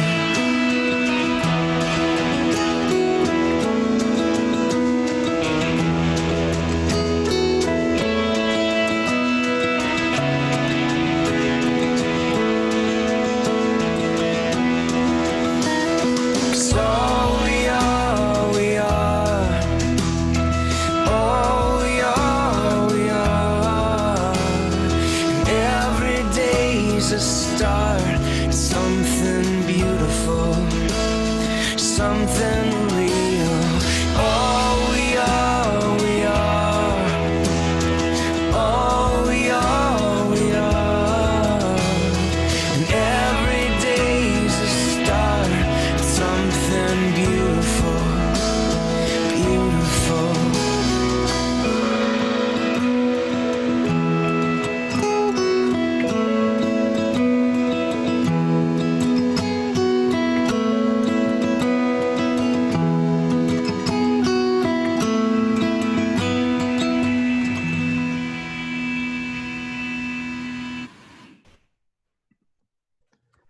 Tap on the fucking solo. Yeah. Thank you. Solid work. And McGurr, that's fucking great. Did you fart over there? Great track. No, just he's so hot. Getting a little vape. Getting a little vapors. All right, that's good. Last looks on that, and then we'll move on to the last song. Pretty much it. All we are. Yeah. Came It's out. all there. Sounded great. Last one. Made front sticker. It did make the front sticker, which is Oh yeah. Oh, it did? Only On the- 3 songs can Yeah. make that front sticker. Wait, on the CD or the? On yeah the on the CD. Yeah. No, on the 8-track. All right. So last, and then I have a question for everybody, and then I want to read an email that somebody sent in. First of all, thanks everybody for doing this. It's super fun.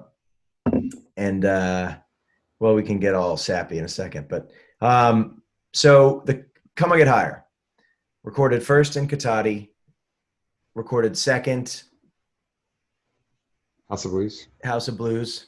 Wow, there's 3 versions. Oh yeah, and then and everybody talks about this, but you know, everybody wanted to, not everybody, but you guys, I saw something in the song that I think I see in every song, so it's easy to discount if you decided you wanted to. But like, I definitely felt like Mark, you told a great story about it that made me feel good about myself. Yeah. Like, it was just like we knew it was good. The chorus was good, and we couldn't get the song right, and we wanted it to be a certain way, and it wasn't. And It's like what you were saying about how you'd play songs and catch people's reactions. You would come back from wherever you were, and you would tell me, you'd be like, this is the one, this chorus, like, we have to get it right. It's not right yet. And whenever I played acoustic and I sing it, people react. And then when I play these other versions, it's just not there. It doesn't feel right. We felt it not being right. And this song is the song that started, I think, the writing and evolved the most through the whole record. And, you know, it was the one you chased from the get-go. Like, We'll say Jordan heard it too. And Jordan did not hear it. Jordan wanted to put. No, he did. He took me to dinner at the House of Nanking on my trip to San Francisco. Like, I was in San Francisco before we went to Katati. Went to San Francisco. We went to House of Nanking, and it was Jordan, you know, like trying to get a handle on what he's really saying. And he's like, "Look, Come On Get Higher it's a huge hit. It's going to change Matt's career. You have to get it right." And I was Well, like, so get it right. And then we shit the bed twice. And so, then we got- and Jordan is my old manager and a friend of mine from college and a great guy. But I remember vividly when we went for the third round, he said to me, "It's great. The second, we got it. You don't have to worry about it." And I said to him, "Again, you don't have any idea what we've got. It's not right." And he was like, "We got to put the record out." And I was like, "Nobody cares about me." So it's like, so he was a believer in it, but I think he thought we got it on the second go round. And then when we got McGurr in, it just changed the fucking game on it. Yeah. Whose idea was to call me? I know for me that Listen, whenever I play a song for somebody, when I cringe a little bit, when I don't want to, I know it's not right. And that's when I played the second version of that song for people, and it got to that chorus and that electric guitar came in, it was like, I've never heard it. Bullshit yourself if you were alone, you could bullshit yourself into it. I'm being serious. No, I believe Mark. I believe Mark. I'm being serious. That's the truth. Like anytime you play something, You're agreeing. play something truthfully. When you play something for somebody and you're not 100% behind it, it feels like nails on a chalkboard. Yeah. It's like when you try and tell somebody something funny, and then as you're saying it, you realize, oh, this isn't funny at all. I would love to see a list of famous hits that people didn't believe in. I bet that would be a short list, like I think every performance, vocal, instrumental, if it's not believable, if it's not honest, it doesn't connect. Well, it's funny. What you're saying is the thing as I'm listening to it with all you guys, it's like everybody was committed to this record. Like everybody that played on it in a way that I haven't experienced. Maybe I haven't ever experienced before or after, where it was like, it just feels like everybody's in it. And I don't know why, but it's like everybody just feels super hyper committed to like the goal. And it's like, Come On Get Higher there's some, people, I'll play you a couple of the versions, obviously, but there's some people say like, along those same lines, like, people are just asking, Come On Get Higher, is it a song about loss or is it misinterpreted? And then someone says, did I expect Come On Get Higher to be one of the finest songs of all time? I mean, it is definitely not one of the finest songs of all time, but it's definitely one of the finest songs of my time for me. And so it's like, I guess we just knew it. And it's a song about celebration and loss, because I think I only feel joy when something's taken away. So, or I feel the most when I'm denied something. So this song's kind of about remembering the curve of somebody's, everything. It's like, it's just I'm trying to be as honest as I can in portraying this, because they're all, like I said, little letters to people. And this was a letter, and I didn't want to fuck it up, because you don't want to send somebody a letter talking about how sexy they are that doesn't describe them. That won't go well. Wait, I don't have that mole. So I'll play you the early versions real quick. God, I'm. This is the Katati version. The Katati version. Ready? Here we go.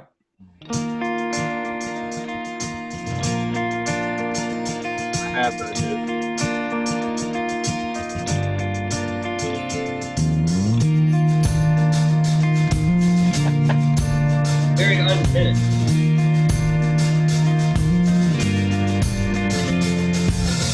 This is the sound of my voice.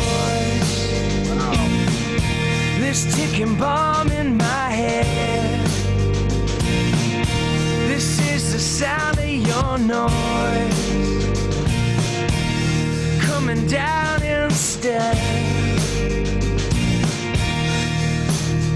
If I fall at your feet, never darken your door. Where the sound of my voice, you come for more.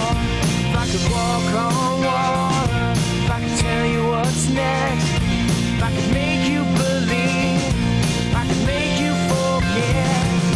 Come on, get higher, loosen my lips, light me on fire, using your hips and the sound of what you're asking for. Well, come on, get higher, loosen my lips, light me on fire, using your hips and the sound of your voice. This is the weight inside me. And it also used to have that riff. Oh. Can you guys hear that? Yeah. Oh yeah. Didn't hear it. Where'd that come from? Where'd that go? 'Cause I miss the sound of your Oh, yeah. voice. Wild. You know what? Oh. I remember. So that's again, like, that's why I brought Jason. That's why I thought Jason would be a better drummer, because like we tried Come On Get Higher and it didn't work with the bar band thing. And it's like, and Like, I remember Entirely different band. Yeah, well, yeah, Oh, yeah. literally. Man. And, Oh my God. except JT, who can fucking becomes the cup. And it's like, but the thing that was funny about it was I remember driving around and trying to get that chorus lyric when you had your space above, right at the end of the record. I was trying to get and I remember it was like, come and get higher, loosen my hips, da, da, da, da, da, to the sound of what you're waiting for. And I remember writing, come and get higher, loosen my hips, faith and desire, and the swing of your hips, pull me down hard and drown me in love. And I came in and we recorded it and changed the chords and, you know, but the lyric of come and get higher, loosen my faith and desire and the swing of your hips. I remember writing that in the rental car, listening to the CDR over and over again of the song, trying to figure it out. I remember yelling at Jason McKenzie in a basement in San Francisco, telling him to hit the fucking drums. I still feel bad about that. Mark brought that up. So Mark, we rehearsed at Billy Rowe's house. Right. John, Good you friend of remember ours. Billy I Rowe remember from Jet Boy? Jet Boy. He grew up just down the street and he had a rehearsal space and we rehearsed in his. Yeah. So I'll play the second version, which happened at House House of of Blues, Blues. we Yeah. think. Yeah. I think so. Those were the piano sections. Same band. Same band. There was a keyboard player added. Yeah, McGorman. Piano player. O'Gorman. Here we go. Poor McGorman. Talk about somebody who I destroyed. I was so angry. Let's just get this out of the way. I was the angriest. Today, when the live stream didn't work, I'm the angriest I've ever been since the day that we made these. I yelled at Mark so much. It was so unfair. I yelled at Marshall, but I just yelled at Mark.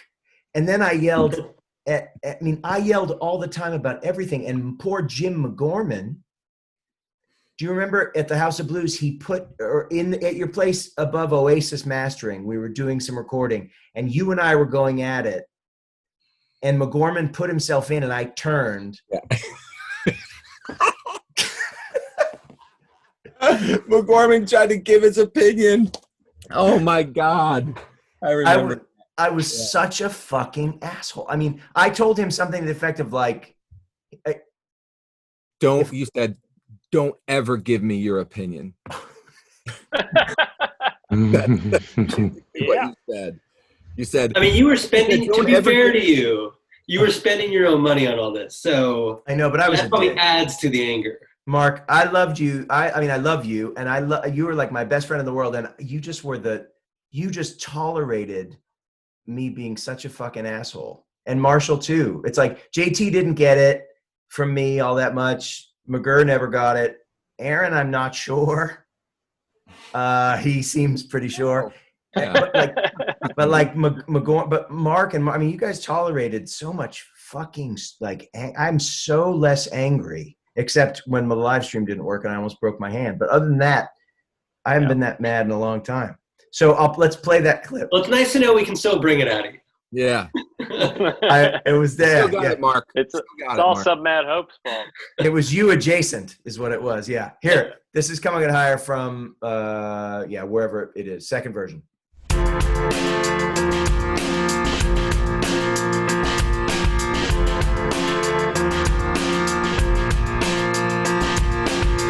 I miss the sound of your voice. I miss the rush of your skin. I miss the still of the silence as you breathe out. I'll breathe in. If I could walk on water, if I could tell you what's next, make you believe, I'd make you forget. So come on, get higher, loosen my lips, faith and desire, and the swing of your hips, just pull me down hard and drown me in love. So come on, get higher, loosen my lips, faith and desire, and the swing of your hips, just pull me down hard and drown me in love. I miss the sound of your... Two things. That was so yeah. When we got to Jason McGurr and we got to the boat, the song was finished and finally structurally.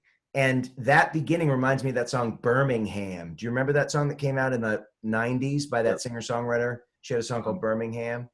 Yeah, and I take a lot of responsibility for how fucked up that was. I remember pushing you relentlessly about the fucking piano thing and about making the chorus. Dang, I mean, I bear the first one was all three of us just shitting the bed. The second one, I bear responsibility for it. I feel responsible because it's a lot of McGorman playing the shit that I told him to play in overdubs, and you being like, "This isn't it," and me being like, "Fuck, no, this is it." Like we fought about this one. Yeah. So I mean, it was hard. The drums were there, so you kind of had to match the drums. The drums sound great. They just don't feel right. yeah, Ryan Williams did those drums, right? I think so. Did he? No, maybe that. No. Did we cut that at Pulse? We cut. I think. No, that was at House of Blues. I think it was with Heartbreak World and Yeah, it was with Doug. Art, that same session. Yeah, Yeah. The blonde-headed guy. I forget. Maybe Ryan didn't cut any drums. No, Ryan didn't cut anything. Right. He cut the strings and he cut some vocals and he cut Right. a couple things at Pulse. But yeah, I hear that and it just makes my skin crawl because I remember. Yeah. Anyway. Yeah. Well, but go. we got Aaron. that one. You got that one mixed, and like it was like almost like, well, this might have to be it. We toured that version. Like, Oh crazy. God, I remember that. I don't. I remember Yeah. seeing. I Yeah. remember playing it at like the Lime Bricky or whatever that place is in Lawrence. The Bottle Rock. Bottle Rocket. What a cool room that Bottleneck. was. I don't even know Bottleneck. if it's still there. I remember.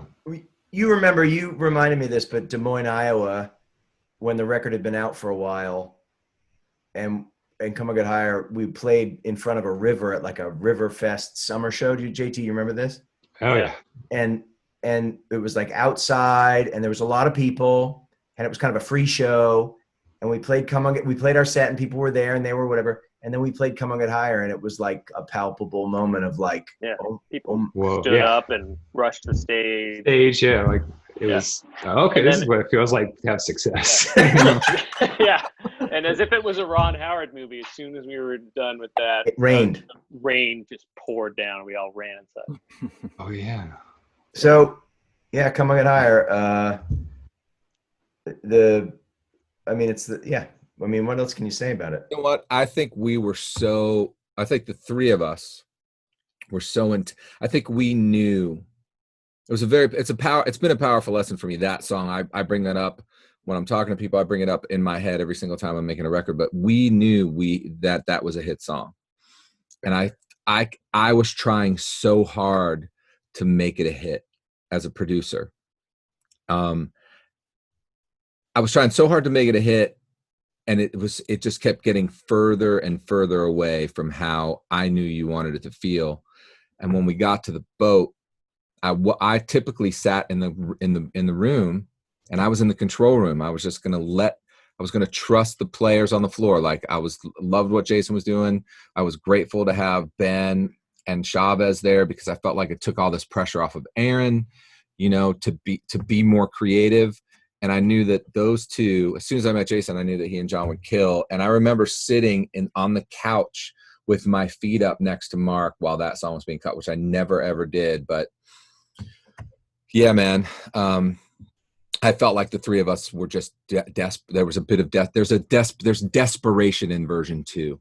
While there's just an aimlessness and stupidity in version 1, there's desperation. Desperation. Right. I remember being in the rehearsal space with McGurr and everybody. Oh, shit, man, we started playing that thing. Jay, play that That's shit. when it came together. Was the pre-production for that third version. Play it. Do you guys want to do any more setup on it, or do you just want me to? Just hit it. You go. Is there more setup? This is just let this be a lesson to people that are watching in trust the drummer. It all made sense when you started. Honestly, Well, look, there's a lot of things that maybe I can, or any drummer, any musician can play, and whether it's right for the song or not is up for debate. Just because you can do a kick flip or pop a wheelie or whatever doesn't mean it's going to work. In this case, what I ended up playing happened to work, and it needed that song though, right? That beat might not have worked on another tune. It was sort of a happy marriage. But I do have the track just acoustic and vocal. Should I break it down first or just play along to it? Just play along. All right.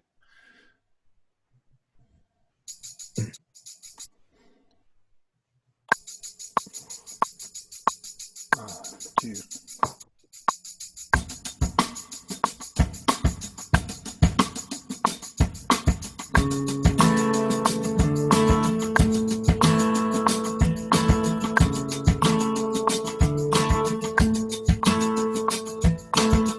I miss the sound of your voice, and I miss the rush of your skin, and I miss the still of the silence. As you breathe out, I breathe in.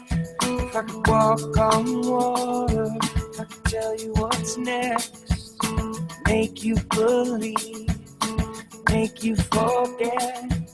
So come on, get higher, loosen my lips, faith and desire, and the swing of your hips, just pull me down hard and drown me in love. So come on, get higher, loosen my lips, faith and desire, and the swing of your hips, just pull me down hard and drown me in love. I miss the sound of your voice, the loudest thing in my head. And I hate to remember all the violent, sweet, perfect words that you said. Yeah, man. Not gonna do any more than that because you got the real tune. Look, all I want to say is let's just strip that apart. Let's go to the early versions. Like you played me early versions of that song. If I took out my left hi-hat foot, which is like the one thing that makes that, I think, groove so hard. If I played without the left foot in straight time, it would sound like this.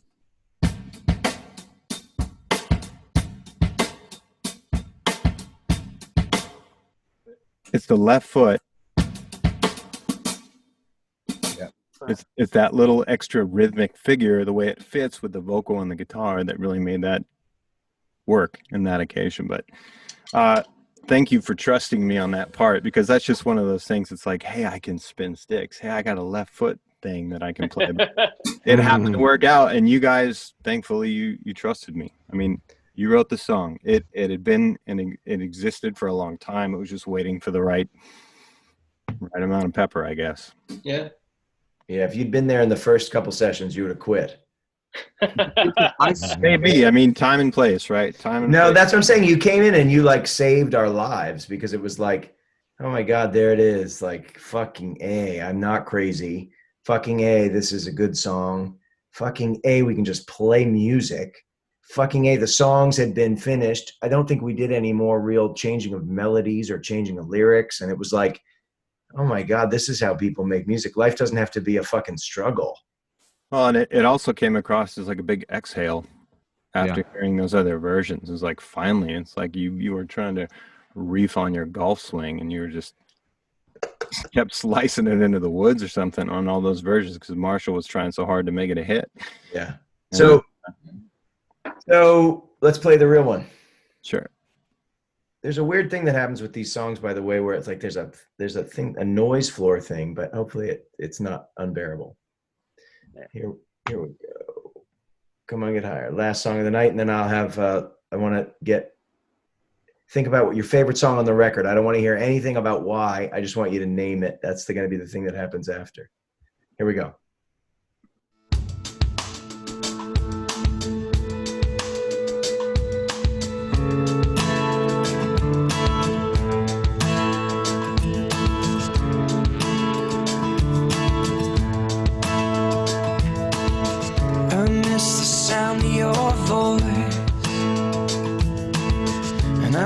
The rush of your skin, and I miss the still of the silence as you breathe out and I breathe in. If I could walk on water, if I could tell you what's next, make you believe, make you forget. So come on, get higher, loosen my lips, faith and desire, and the swing of your hips, just pull me down hard on, get higher, loosen my lips, faith and desire in the swing of your hips. Just pull me down hard and drown me in love. I miss the sound of your voice, the loudest thing in my head, and I ache to remember all the violent, sweet, perfect words that you said. If I could walk on water, if I could tell you what's next, I'd make you believe, I'd make you forget. So come on, get higher, loosen my lips, faith and desire in the swing of your hips. Just pull me down hard and drown me in love. So come on, get higher, loosen my lips, faith and desire in the swing of your hips. Just pull me down hard and drown me in love. I miss the pull of your heart, I taste the sparks on your tongue, and I see angels and devils. God, when you come on, hold on, hold on, hold on, hold on. Sing sha-la-la, sing sha-la-la-la-la.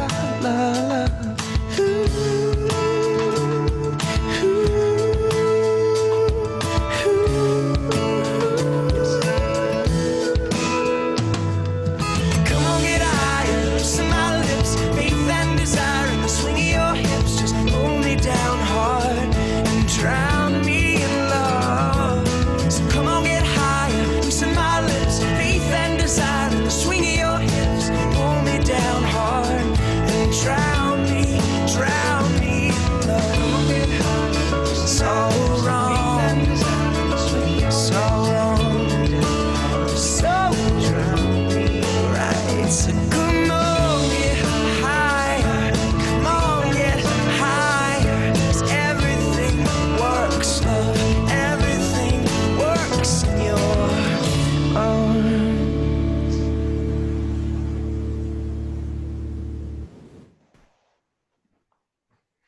I mean, that's a There it good is. goddamn Yeah, song. yeah, come on. I mean, I don't look back on my shit. You know, I don't even really talk to anybody. And like, I certainly don't, I think I'm too afraid of being vulnerable to like have joy. And, but we really like, I didn't think we'd come to, I did this cause I was like, people like this record and whatever, and it'd be fun to hang, but it's like, it's real fucking good. It's a good record. Jesus Christ almighty. I get why people think it's the fucking, it's just so good. I mean, and then, you know, you can never make it again. Everything's finite. And it's like, you know, relationships shift and all that stuff, and people change, and it's impossible to have something happen again, even with the same people in the same place.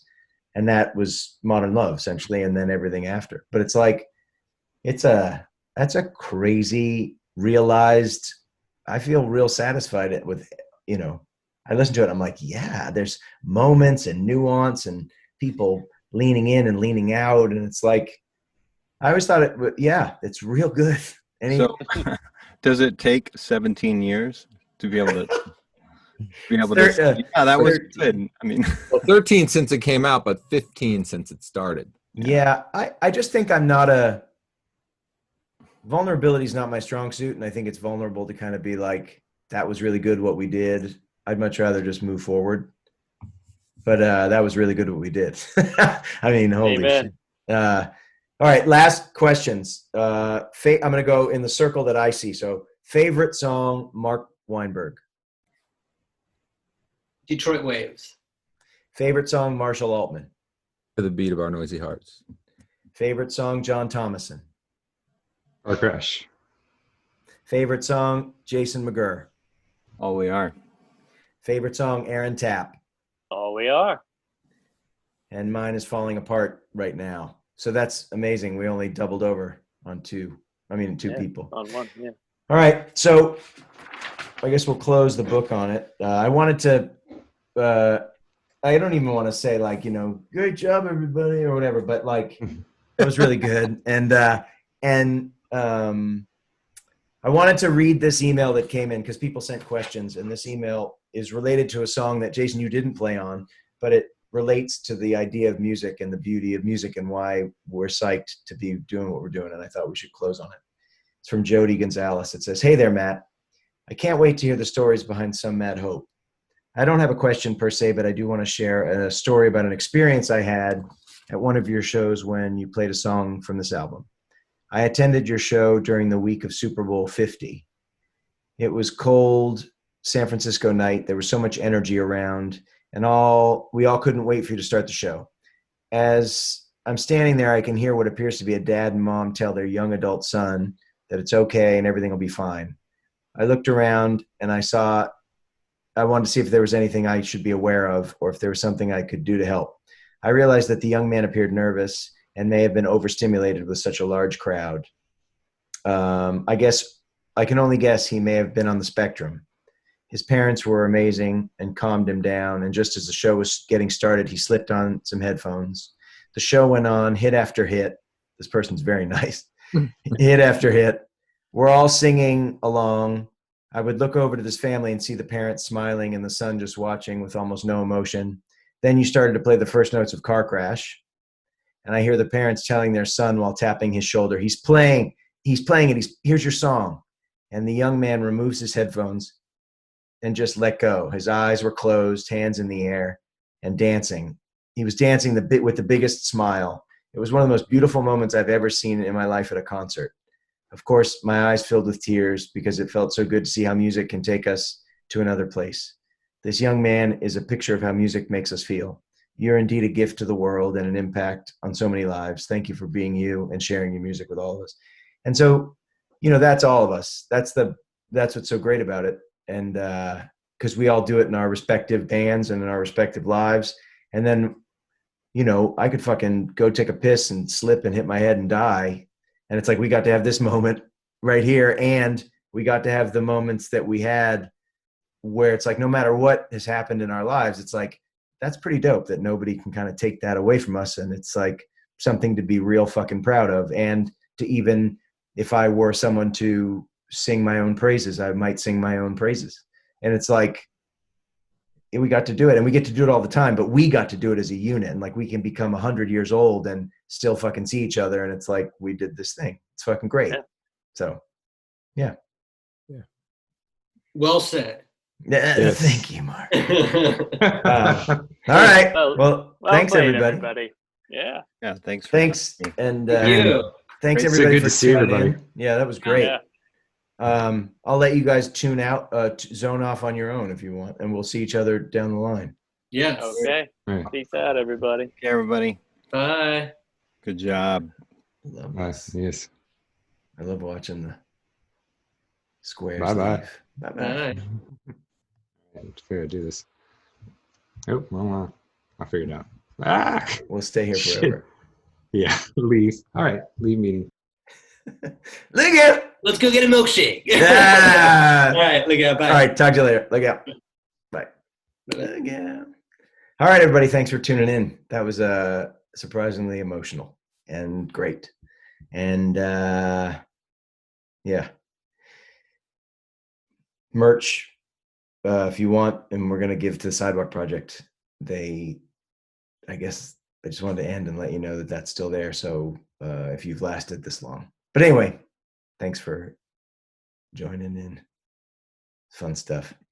I bet I can remove that.